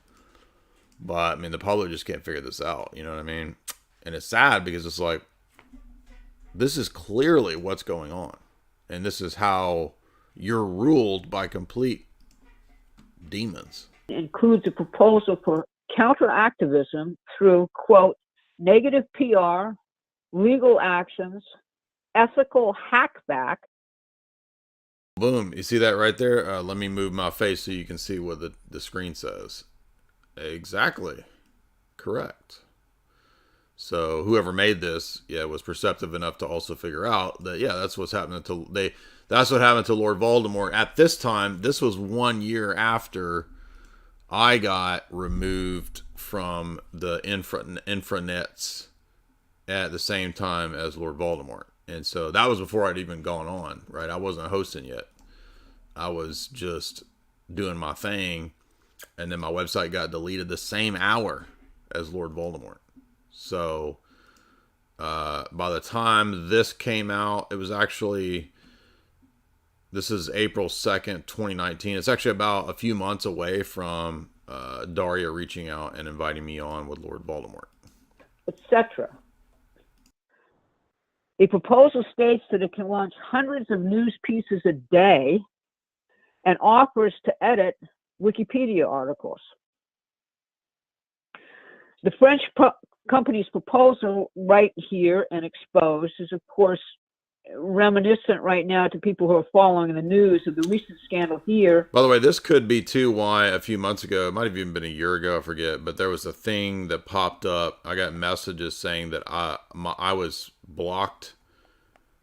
I don't know if it meant certain tweets or my Twitter would be blocked in France. Remember when they were saying that they were going to sue, like other countries were going to sue Elon when he took over Twitter? And I got some kind of weird legality email that and the argument was that I used hate speech because I called somebody a retard. So my Twitter wasn't going to go away. It was just, it won't be seen in France. So you can't call anybody a retard. Retard? Can I call him a retard? You are retarded. If I say it like that, can I say it? Involving the cyber warriors at New Knowledge, the U.S. corporation run by former Obama staffers who got caught openly meddling in Alabama candidate Roy Moore's campaign for the U.S. Senate. They got caught days I forgot about this. Remember Roy Moore that was going to run? And if you know about him, like he's always popular in the evangelical world. And I actually remember him being brought up back in 2001 when I was a Calvinist, because the Calvinist church I was at, I think Judge Roy Moore, or whatever his name is, Judge Moore, Ray Moore, I don't know what his name is, but it seemed like he used to go to Joe Morecraft's church or was part of the Christian Reconstructionist Bonson circles. But I'm not positive on that. It just seems like that's the case. And Judge Moore was like influenced by Bonson and theonomy, and he thought that Christian principles should exist in the law. Whoa, right? I know that's so crazy, but that's partly why they didn't like him. They wanted to take him down. But I didn't realize it was one of these Obama administration goons who was involved in the stay behind thing that was also involved in saying that Judge Moore was a Russian agent. Are you seeing a pattern here? So basically, anytime they don't like somebody or there's a problem, they just say they're a Russian agent. They do it to everybody. After they had been endorsed as experts on Russian disinformation activities in the 2016 U.S. election by the U.S. Senate Intelligence Committee. That is just when Mark Warner and his brother in crime, Richard Burr, were hotly trotting out their nonsense about Russian interference in the 2016 U.S. election. The New York Times published an internal new knowledge document about actual electoral interference, not by Russia, but by new knowledge in the Alabama campaign. Among the things these guys did in Alabama was to manufacture a link between Roy Moore's campaign and the Kremlin.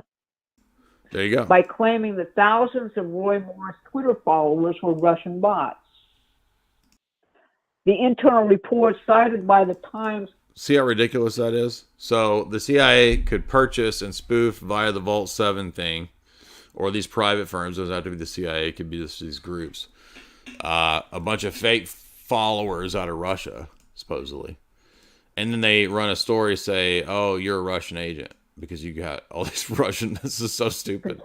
But I mean, the dum-dums out there, like the normie, like a normie boomer Democrat would believe anything. Like they'll believe, like if Joe Biden walked on water, they believe it. We orchestrated an elaborate false flag operation. By the way, I'm not saying that Joe Biden could walk on water, or that, like, I'm saying that if the media said Joe Biden walked on water, they believe it. Planted the idea that the Moore campaign was amplified on social media by a Russian botnet. New knowledge did also a whole lot of other dirty tricks to swing the election to Moore against Moore, who was Skripal's MI6 handler and the partner of Christopher Steele. Involved most was once a special advisor. I'm trying to skip past this Roy Moore election stuff to get to the Skripal part. That part's good. To the Obama White House and the State Department, and involved.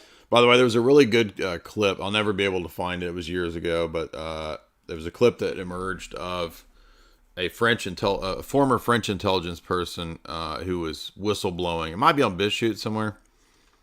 Somebody might could find it, but it's a former French intelligence guy, and I think he's speaking in French, but it's translated. And he says, oh yeah, the UK, by the way, has a whole unit dedicated to poisoning and false flagging the poisoning. So that came out right after the Skripal affair, which I think he's telling the truth. Mostly the Sergei Skripal poisoning hoax in Britain. The Institute labeled their activity here something. Now remember, the same people, these networks, the nodes, integrity people, Atlantic Council people, the new knowledge initiative of the Obama Stay Behind people, these are all the people saying everybody's a Russian agent. So in other words, they're the authority structure figures manufacturing the intel, the bots, this, that, the P-gate, to constantly say the same thing. And they're the same ones that manufacture and say the same stuff about the Koof and the Stabbies. So in other words, they don't ever tell the truth. They lie. So you cannot believe when any event comes out that any of these people are going to give you the right story. Their whole job is to take whatever events occur, authentic or synthetic, and steer them into, through perception management, whatever works for the power structure. That's it. That's their job. Called Operation Iris. That's a quote. A previous anonymous release of Institute documents included the name of Christopher Steele's business associate and Sergei Skripal's MI6 handler, Pablo Miller, on a contact list for Christopher Donnelly. On this list are the political guy from the government who handles the scientists at Porton Down, which is the UK's chemical weapons facility, Pablo Miller, who was Skripal's MI6 handler and the partner of Christopher Steele, the BBC, and representatives of the British Ministry of Defense, the Foreign Office, and the U.S. Embassy. Craig Murray, who was key to exposing the entire Skripal poisoning hoax, wrote back to Anonymous and said, look, this looks to me like This is a list of people who are deeply involved in the Skripal hoax. And it turned out that he was correct when they released these documents on January 4th. Their media campaign about the Skripal poisoning was designed to create popular demand for even harsher actions against Russia by the British government. And they planted articles all over the world blaming Putin and Russia for the Skripal poisoning. The journalists that did this were all paid by the Institute and published multiple articles in the British press supporting. So again, are you seeing the pattern, right? Hopefully, exactly. Let's call it the theme, Putin did it and it should be war. Putin did it, Putin did it, Putin did it. All the way back to 2005, 6, 7 with the Litvinenko poisoning, right? And again, who put out Litvinenko's book about the poisoning? George Soros' publisher. Like his actual publishing. By the way, hardly anybody knows that because I have the book. And when I got the book, I was like, hey, wait a minute. Why does George Soros publish Litvinenko's book? That was the line promoted by Operation Iris. The initiative characterized the official British response, if you recall it, as weak. Ben Nemo is perhaps the most famous guy who works for both the Institute and the Atlantic Council. And he has published all sorts of nonsense about Putin. We know that we've already covered this part, so I'm going to skip past him because the next part's really good when it gets into what's his name? Frickin'. You'll see what I mean. Donald Trump. Another Institute expert is a guy by the name of Mark Galeotti. And he invented a whole Russian military doctrine. Sunstein. So you're going to get to Sunstein and cognitive infiltration, which I've read the essay, by the way. And you've heard me reference it for many, many years. I read the essay 10 years ago, but yeah, exactly. Of hybrid cyber warfare out of thin air in 2013. And he attributed it to a paper written that year by Russian General Valery Gerasimov, actually pronouncing it right. For years, this article was an article of faith within the entire transatlantic defense community. In other words, Galeotti claimed that Russia was conducting hybrid warfare based on this paper by the Russian general.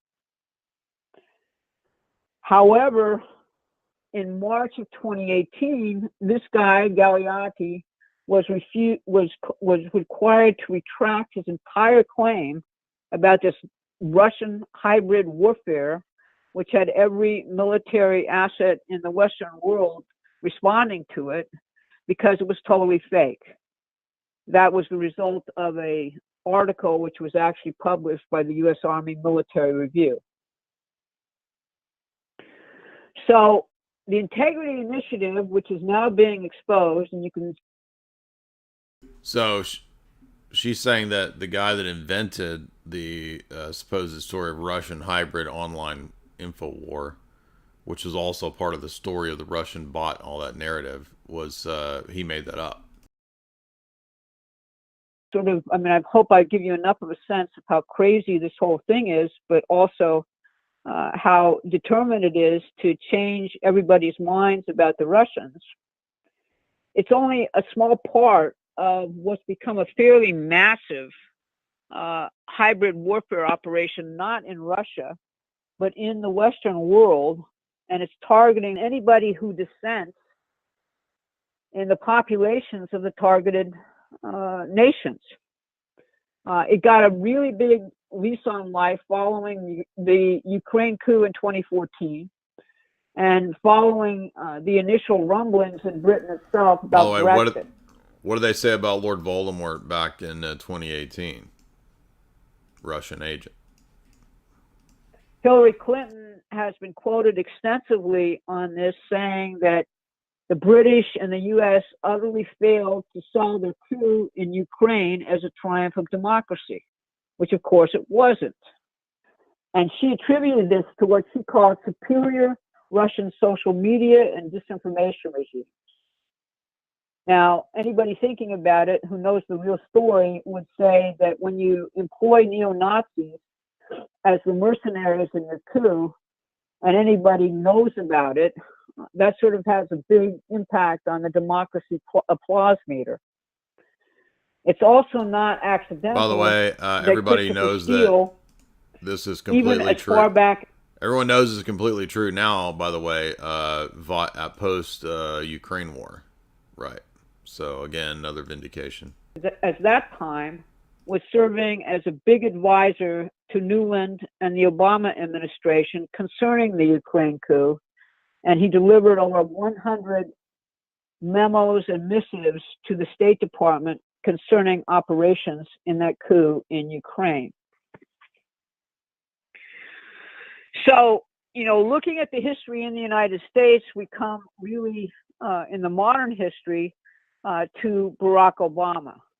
When he came into office in 2008, the problem was, how do you manage the financial collapse and the bailout and prevent a revolt of the American population because of what you just did? So basically, he proposed to attack, even back then, anything that was truthful as a conspiracy theory. And his here, of course, we'll enter in, as you can imagine, Cass Sunstein and the famous paper Cognitive Infiltration, which is about the epistemology of conspiracy theories and how to shift people's worldviews. And the way that the paper posits doing that is by entering into various forums. This was a paper written a long time ago, right? So it talks about entering into online forums, Big Nine questioning forums, conspiracy forums, and bombarding them with fake, gibberish, nonsense conspiracies. So we can probably guess what some of those are: Tartaria, CERN, etc. Sort of person he put out there as the face of this for public debate was a guy by the name of Cass Sunstein, who was Samantha Power's husband. And he wrote an article in the January 2008 Harvard and University of Chicago Law Reviews, in which he focused largely on debunking what he called fake conspiracy theories about 9/11. And in that article, he cites as his authority the guy who is really the godfather or rabbi for George Soros, the British agent Sir Karl Popper. And he advocates. Now, this is relevant for all you conspiracy people because Karl Popper is a famous philosopher. And not only is he a famous philosopher, he's also the basis for the Open Society Institute, right? Because Popper wrote the famous philosophy book, The Open Society and Its Enemies, which is about basically, quote, liberal societies and how they win. And it becomes the philosophy for the foundation that we're talking about, right? Soros' Open Society Foundation. That what should happen is the government should intervene directly in internet chat rooms in the form of what he calls, quote, cognitive infiltration. And he suggests that private parties actually working for the government get on the internet, get into chat rooms, and basically intervene on people pushing the conspiracy theories directly. This in turn will cause what he calls cognitive dissonance, and that will make... The weird part about that paper, though, is at the beginning he admits that, there are real conspiracies, and he says that JFK was a conspiracy. Remember that? The beginning of that paper is like he admits more than you would expect, but then he's like, but you can't question 9/11, by the way. Anybody who's in these conspiracy forums actually politically impotent. In other words, peddling false and fake propaganda within these internet forums. If you look at the activities of QAnon, something which people are familiar with, which is targeted... Oh, absolutely, 100%. A great example of cognitive infiltration and fake conspiracy. And as you all know, we called it out day one. And those talks are still up. They're still available. In fact, I shared them not too long ago from my Rockfin, but I think I can pull up the Operation Mockingbird fairly quickly here in the archives. Let's try searching Q and see what we get.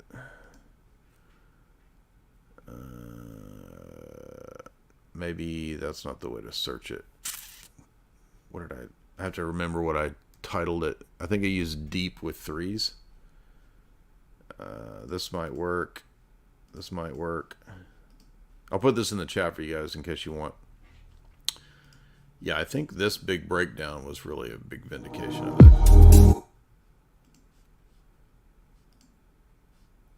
And by the way, you'll see going back to my 2017 video here, how spot on all of this was.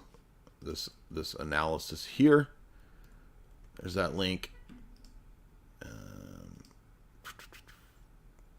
think there's another video where I covered it too. There was another one that I covered that was about Q itself, and I might have taken it off of YouTube because of it being so controversial, and they were going after banning anything Q, if you remember that, which was a part of the basis for the censorship, was also the Q crap. So let me search for that real quick. QAnon JDoc. But I'm very proud of my analysis because I immediately called it out as fake. I think that's it. So what's on we did a boiler room on it. That's right. It was a boiler room where we made fun of Q.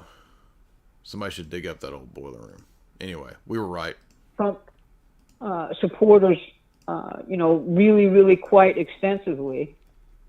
You get the idea of how this stuff actually works.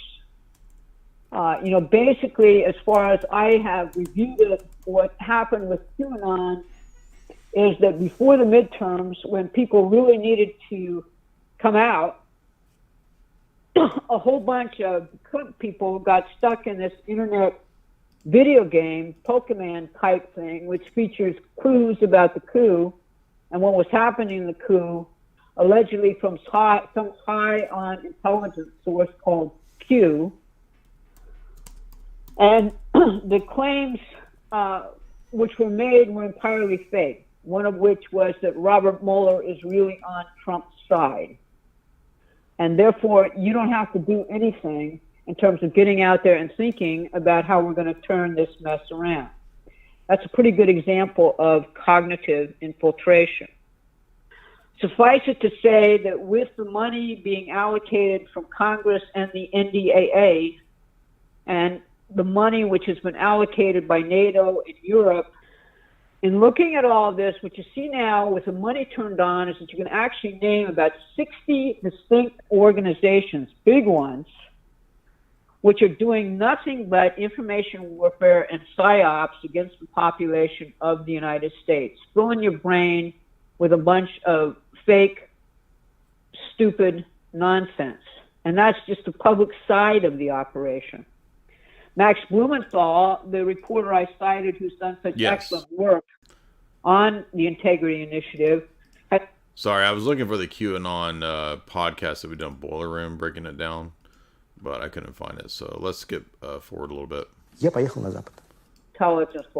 the way, we're even going to tie in some of them Russian oligarchs for you, so-called Russian. Boris Berezovsky, remember him? Well, let's find out how he ties into this. Steele, as I kind of referenced before, has sort of a less developed pedigree in the wilderness of lies, if you will. Alexander Litvinenko.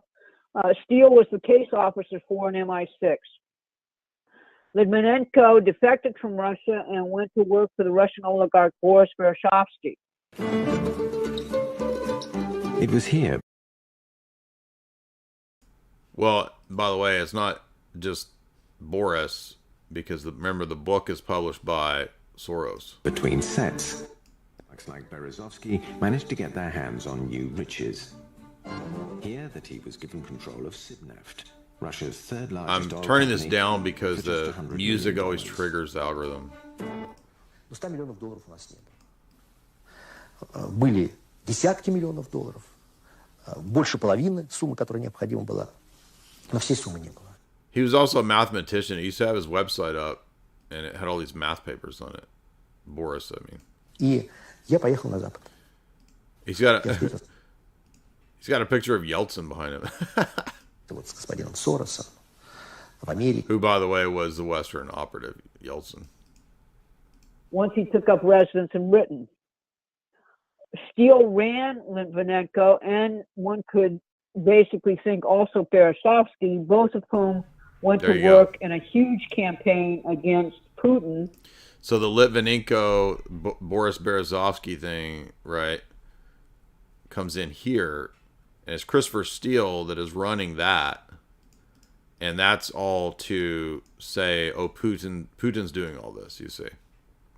And that is because of Putin booting some of those oligarchs, including one of whom was Berezovsky, you see, who then goes and says, hey, Soros, hey, Christopher Steele, help me out here. Let's arrange this thing.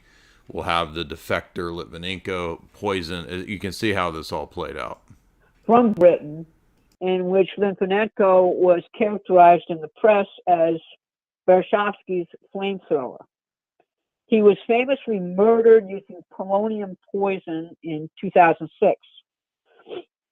And what happened is that they orchestrated a statement in which he lays at his deathbed, and he blames Putin for killing him in a broadcast which was sent all across the world.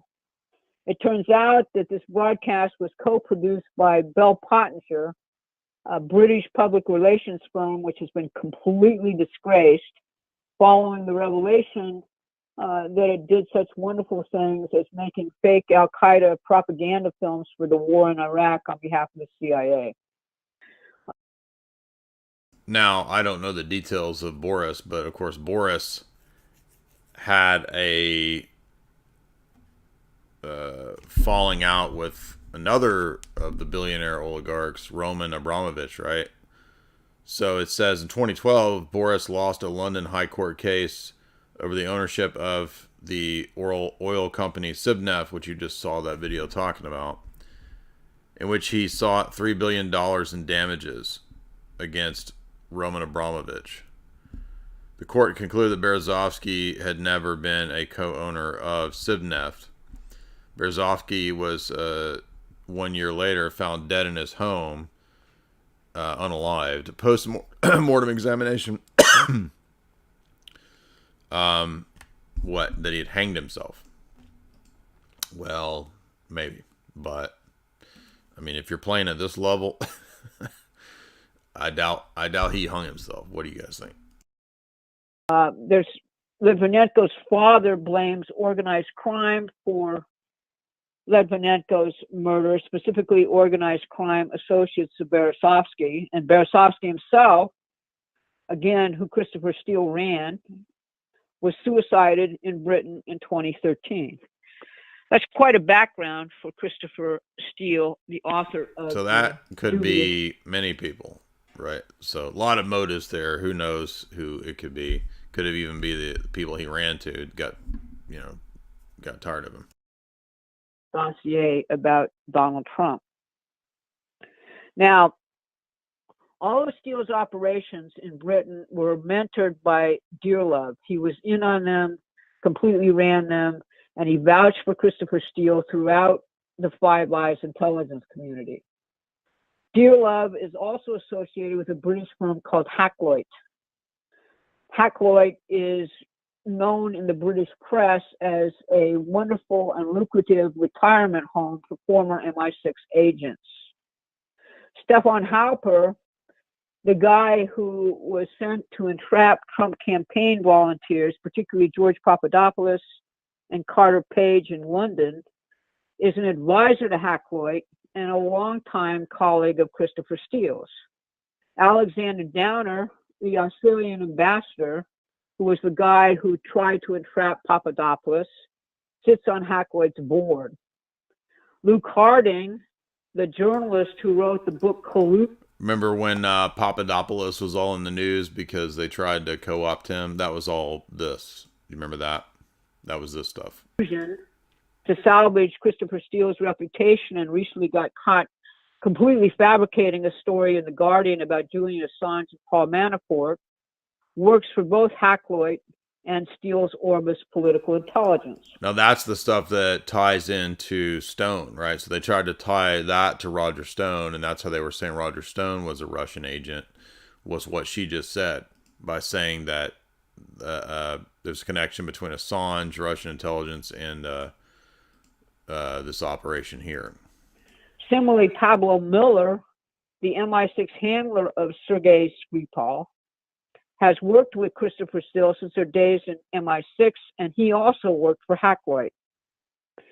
Finally, the mysterious Maltese professor, Joseph Mitspud, whose job was to flip Papadopoulos by giving him a job in London and then offering the Trump campaign access to, quote, Putin's inner circle, runs in the very same intelligence networks. So they were just trying to entrap him and trick this guy with, you can hang out and we'll give you access to Putin's inner circle. And the whole purpose of this was just to set him up, Papadopoulos, and make it look like Trump was colluding with the Russians, you see. Now, with all of that in mind, you have, basically, I've given you the story on the British side now, a bit more than what you've probably heard before about the Trump coup operation. How should we be looking at that operation, and thinking about it as to what it was? Well, the first point I want to make is that all the chronologies of this operation, which you have been presented with so far in the public press and even in the congressional reports, are off by many, many months. By the way, I was just reading Borzovsky's Wikipedia. You should go read his Wikipedia. It reads like a movie because it ties in assassination plots, intelligence agents, billionaire oligarchs. It even ties in Chechen organized crime. I mean, it's just crazy. Think about it. How's the way this is traditionally reported? It goes like this. The FBI opened an investigation in July of 2016 at the same time that Christopher Steele began working with Fusion GPS. Fusion GPS was working with the Democratic National Committee and Clinton after it was hired in April of 2016 by the DNC. Fusion had worked. Now, this is interesting because so now we're moving up to enter Hillary Clinton and the Clinton campaign and her connection to all this. And then that also ties into Fusion GPS. And remember when it came out about Hillary's Russian deals with the big energy companies? Remember that?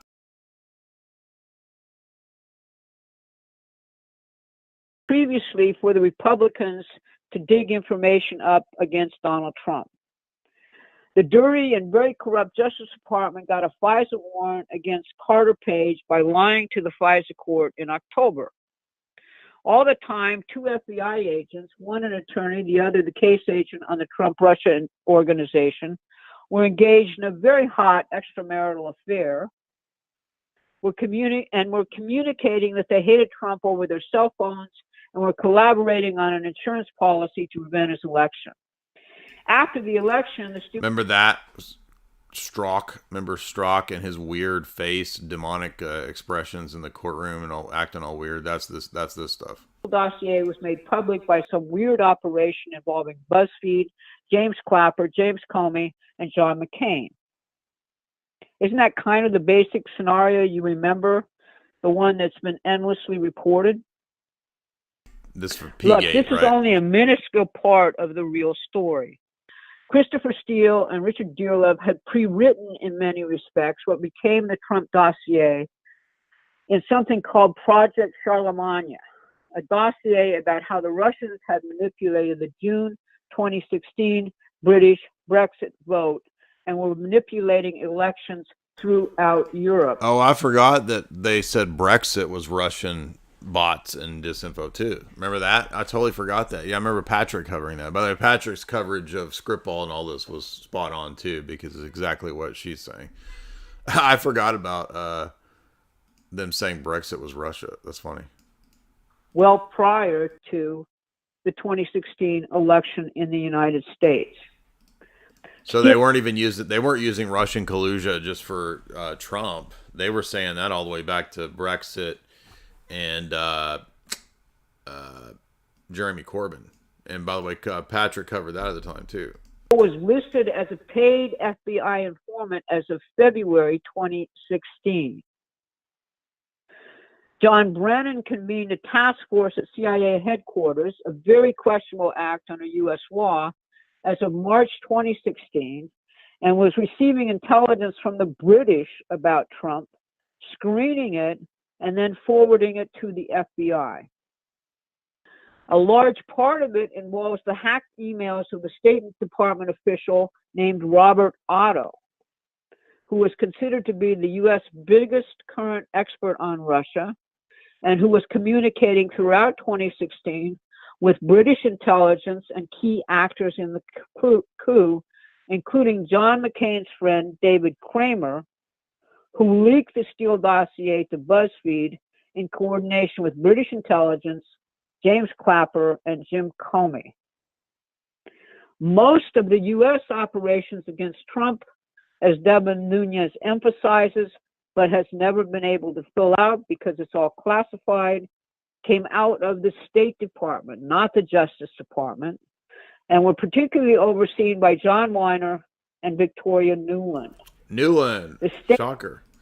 So there you go. The same operation running all of the Russia stuff is the same root cause in the Amgov, or the root of the operation is Victoria Nuland, the same person who admitted that there were biolabs in Ukraine, the same person who's admitted countless horrible things for the last, 10, 15 years. The State Department is the center of British operations in the United States, even more so than the CIA. Yes, so this is above CIA grade. That's why it's the State Department that's always calling the shots on this stuff. And remember that she's married to one of the PNAC guys.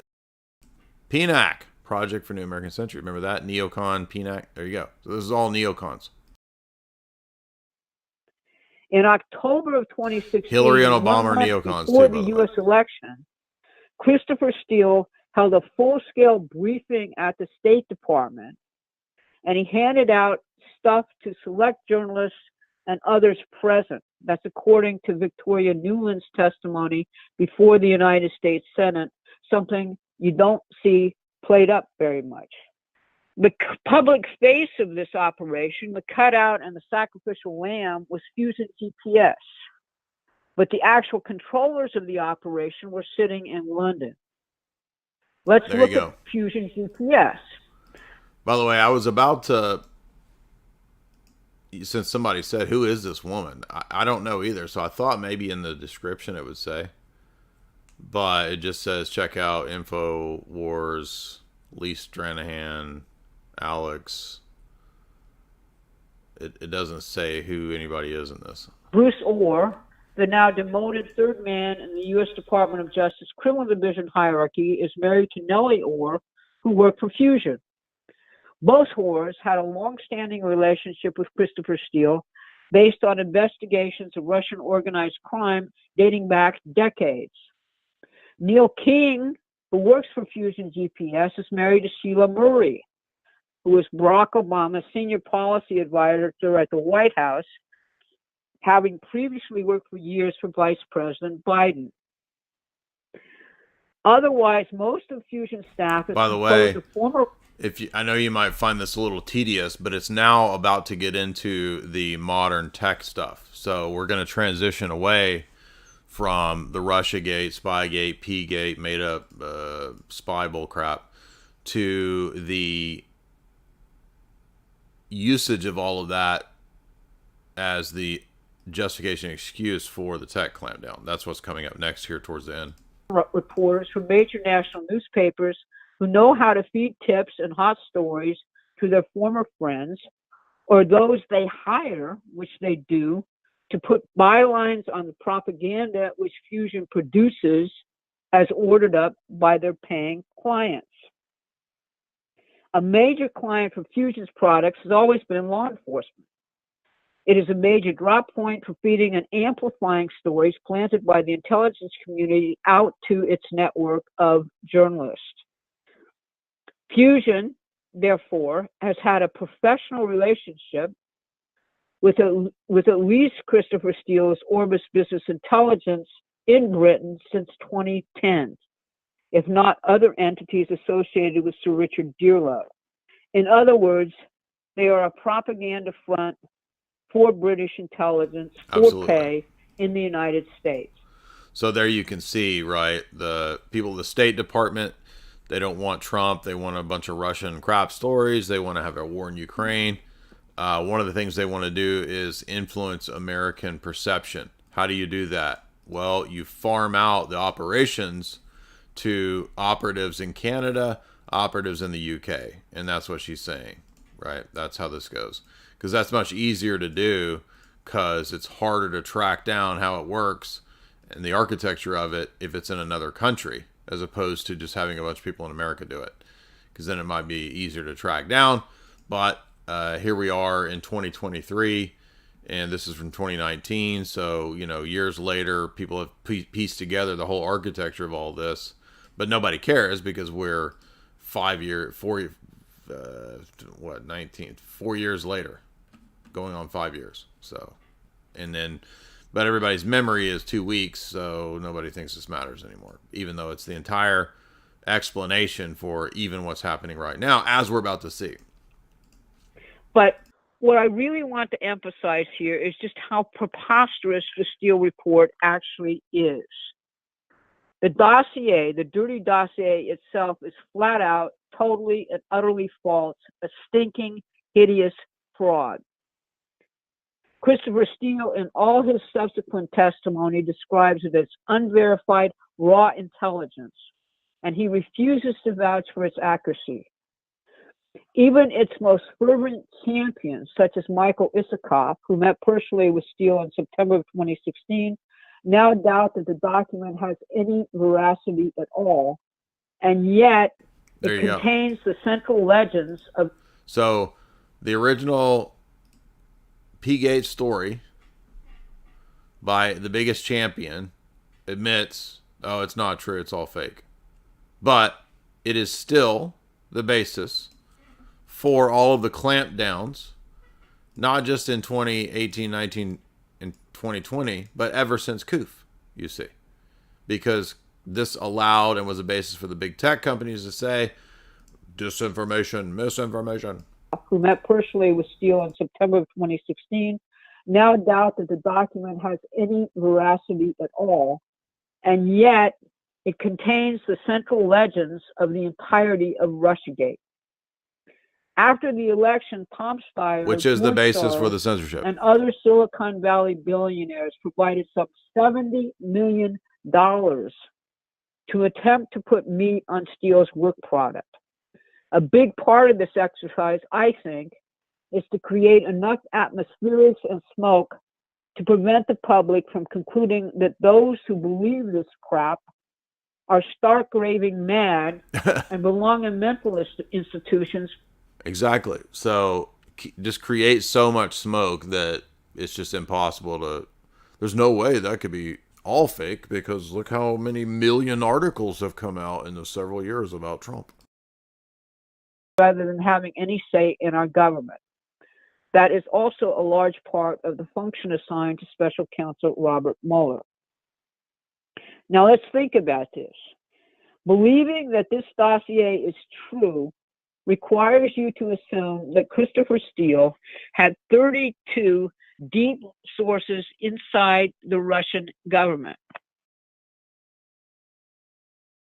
Now, remember also that this is 2019. So this woman and her information, her podcast, this COOF hasn't even happened yet. Ukraine war hasn't even happened yet. So all the more justified in 2023. What they allegedly told him is specific enough in time and content to identify them.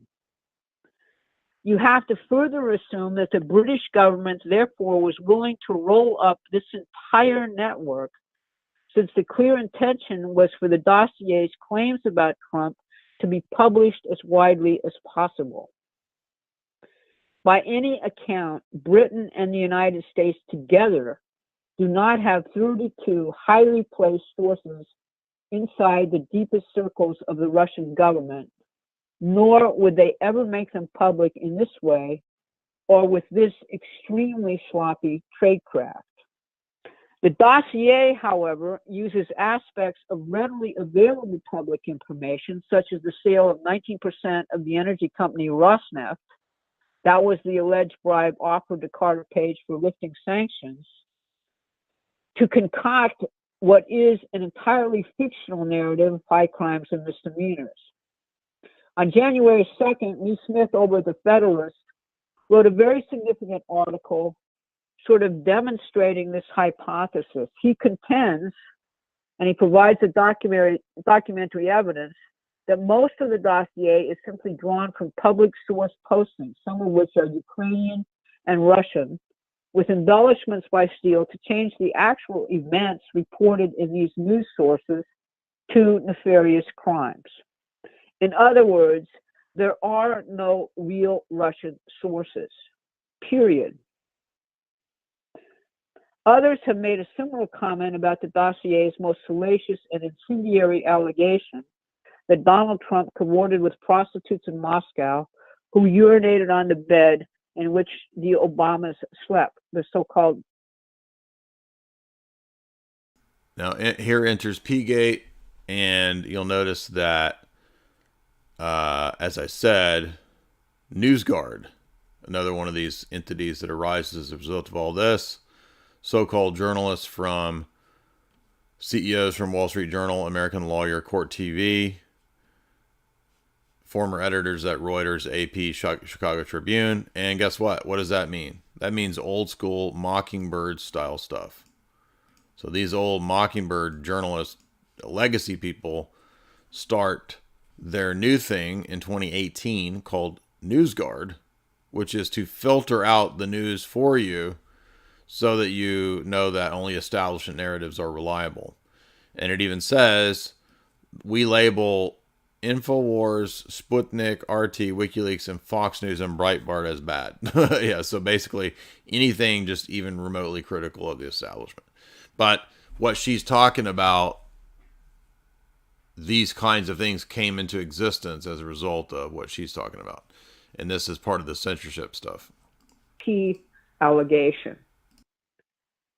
But this even seems to be simply a rejected revival of a 2009 propaganda story about Silvio Berlusconi, who allegedly spent the night with a prostitute in a hotel room in Rome, defiling Putin's bed. No one has ever said this. So that's interesting because in other words, the Berlusconi, the story is that what Christopher Steele did was take that Berlusconi story and just repackage it as Trump wanted to be peed on in the Obama's bed, when the original fake story was a salacious story. I mean, it might be true, who knows, but Berlusconi wanted to be peed on to defile some bed, right? So that, in other words, is recycling scandalous stories. Again, probably also look to the Profumo affair. The British are original. So thinking about that, a totally fake story has dominated the popular perceptions of many people in the United States for over a 2.5-year period. An obvious fake. The only reason why it survived is because very powerful people told some people in Washington, you have to believe this. If you don't believe it, you won't have a career right here in Washington, D.C. This, unfortunately, is the way much of D.C. functions. So I've told you something that's kind of a long and a little complicated story, but I think the facts are very relevant to everything we're facing. And it was rather spooky, I've got to say. And when I reached the end of this dirt track, I was confronted with this semi-derelict mill. There were one or two lights on in a couple of the units there, and I did speak to some of the people who had businesses located at the moving to the end of the video. They'd never heard of the Institute of Statecraft. One of them said his dad had mentioned something that was in the newspaper about some shady organisation based in Oktamuchi, which is the village close by. But that was as much as he knew about it. And I then went to their offices in London, just near Temple Station. And bear in mind, this is a state-funded organisation. Bearing in mind as well that I am a member of Parliament here, and I thought, well, I'll try and ask some questions directly to the organisation, see if they can clarify anything. And I was met with a very hostile reception. I mean, shouted at, and the door slammed in my face. Well, Integrity Initiative earlier admitted its documents had been hacked, but denied any covert type of activities. Meanwhile, the latest batch of documents suggests the group's been discussing plans to counter Russian and Chinese propaganda by getting the film industry on board. Ilya Petrenko investigates where a good film turns into propaganda. Oh, what? The film industry involved in pushing geopolitical propaganda? Why, it sounds like Mockingbird all again, because that's exactly the thesis, right? Mockingbird 2.0, we saw C.D. Jackson, we saw Cecil B. DeMille, Daryl Zanuck being explicit contributors to Mockingbird, and it's no different. We've shown you papers that could shed light on how taxes paid by people in this country may be used to stop what Russia's up to there and way beyond. By all means, a freshly leaked memo could help clarify the very means. We'll need to go beyond old-style military romps and get entertainment outputs that draw out the nature of 21st century conflict, diffuse across society without clear boundaries at times. For now, no one can say for sure who wrote it, but this very file's title bears the name Victor Madeira. He's a leading researcher at the parent body of Integrity Initiative, and his name has been seen in earlier leaks. Anyway, the author, whoever it really was, wants to get as many of the elements of the entertainment industry as possible on board, all in a bid to deal with all that propaganda from authoritarian strongholds. He suggests that experts should articulate how US and other global entertainment powerhouses can improve and coordinate so that output messaging converges to bolster shared democratic values, but with locally relevant content. See, it's okay to feed people propaganda through movies, TV shows, music, as long as it's the right propaganda. Let's read further into the paper. It would be a grave oversight, I feel, to focus exclusively on the USA. The Five Eyes countries, the US, UK, Canada, Australia and New Zealand, have unrivaled influence. Let's not forget other core players worldwide. Even Russian and Chinese entertainment communities should not be out. Remember, this is all pre-coup, so things got even crazier in this regard during and after coup. Of bounds for Western support. For example, the fantastic Russian film Leviathan. Once you look at these documents, what you find out is that they're actually performing the very definition of propaganda by creating something that they call clusters, which is essentially trying to pull together people from Hollywood, news media, politicians, think tanks, all kinds of thought leaders, and to give them the same message, which is an anti-Russia message that they. And this, by the way, is why the Russians are always the villains in the Hollywood movies. This is why the pop stars all came out with their Ukraine flags. This is why they were pop stars are all telling you get the stabbies. Same stuff. See, it's the same system, same establishment, same structure. It's always the same propaganda, the same lines. And everybody always goes along with the establishment narrative because they're paid off. And they're not even paid that good, it turns out.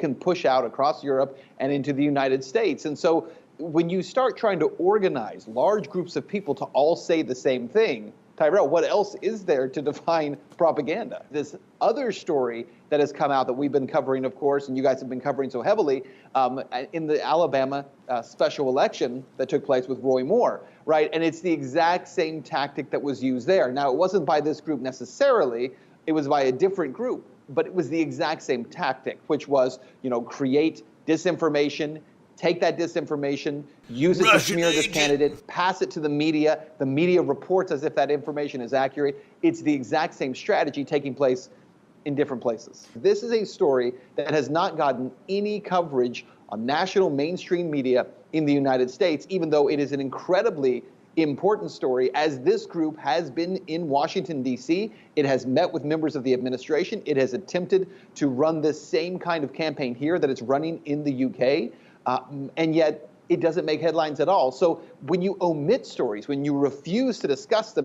They are funded by the Foreign Commonwealth Office and the Ministry of Defence, and the HSBC email address and a Ministry of Defence email address, which is very strange. So there's these two senior people alleged murder of Browder's supposed lawyer. He wasn't a lawyer, he was an accountant in a Russian prison. He claims that the Russian authorities stole documents from his companies and set up new companies and organised this tax scam. HSBC were the trustees and the managers of Browder's companies in Russia, including Hermitage Capital and all the other companies he had. Well, yeah, I mean, you can kind of see the genius of the architecture of how this works, and it's because it goes all the way back to, like we said, the Cold War with Mockingbird. So, but keep in mind that I keep saying this is pre-Koof because all the stuff that's in here was only magnified, a million times crazier post-Koof, because then they were able to say, oh, you see, remember Fauci, Trump's going to have to deal with an outbreak in in the next term, right? So this all came, again, partly as an attack on and the destruction for Trump. That's why they had to have mail-in ballot, that's why they were able to bring in the ballots because of COVID, because COVID would be on the ballots, and COVID is everywhere, which is all baloney, right? Remember when they were saying it was like, if you walk outside, COVID is floating in the air, and it was like it's on surfaces, and it stays on surfaces for we don't know how many hours, and we don't need cash anymore. We're going to have to get rid of cash because COVID stays on cash. It was so silly, so ridiculous for years, right? 2 straight years. And some people are still acting this way. They're still in it. Like, I still see boomers wearing masks. But anyway, just again pointing out that this is just the architecture of all of this up until 2019. So this is, again, it just went even crazier in the Koof period. Which were registered in a tax haven. In Russia, there's a region which is basically an internal tax haven in Russia, and that's where they were based.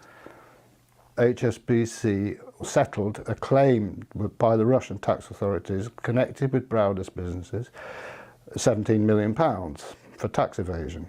It's since been rejected by the Supreme Court, the highest court there. They've said they want more, it's not enough.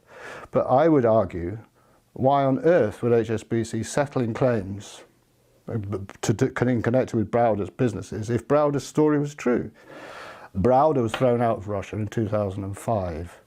Was primarily about the Magnitsky Act. The legislation imposes economic sanctions and travel restrictions on Russians named as human rights abusers.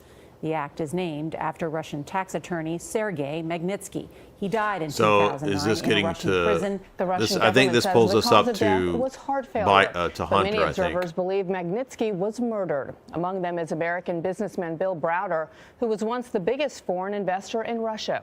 He has since become a vocal critic of the country and has clashed with President Vladimir Putin's government.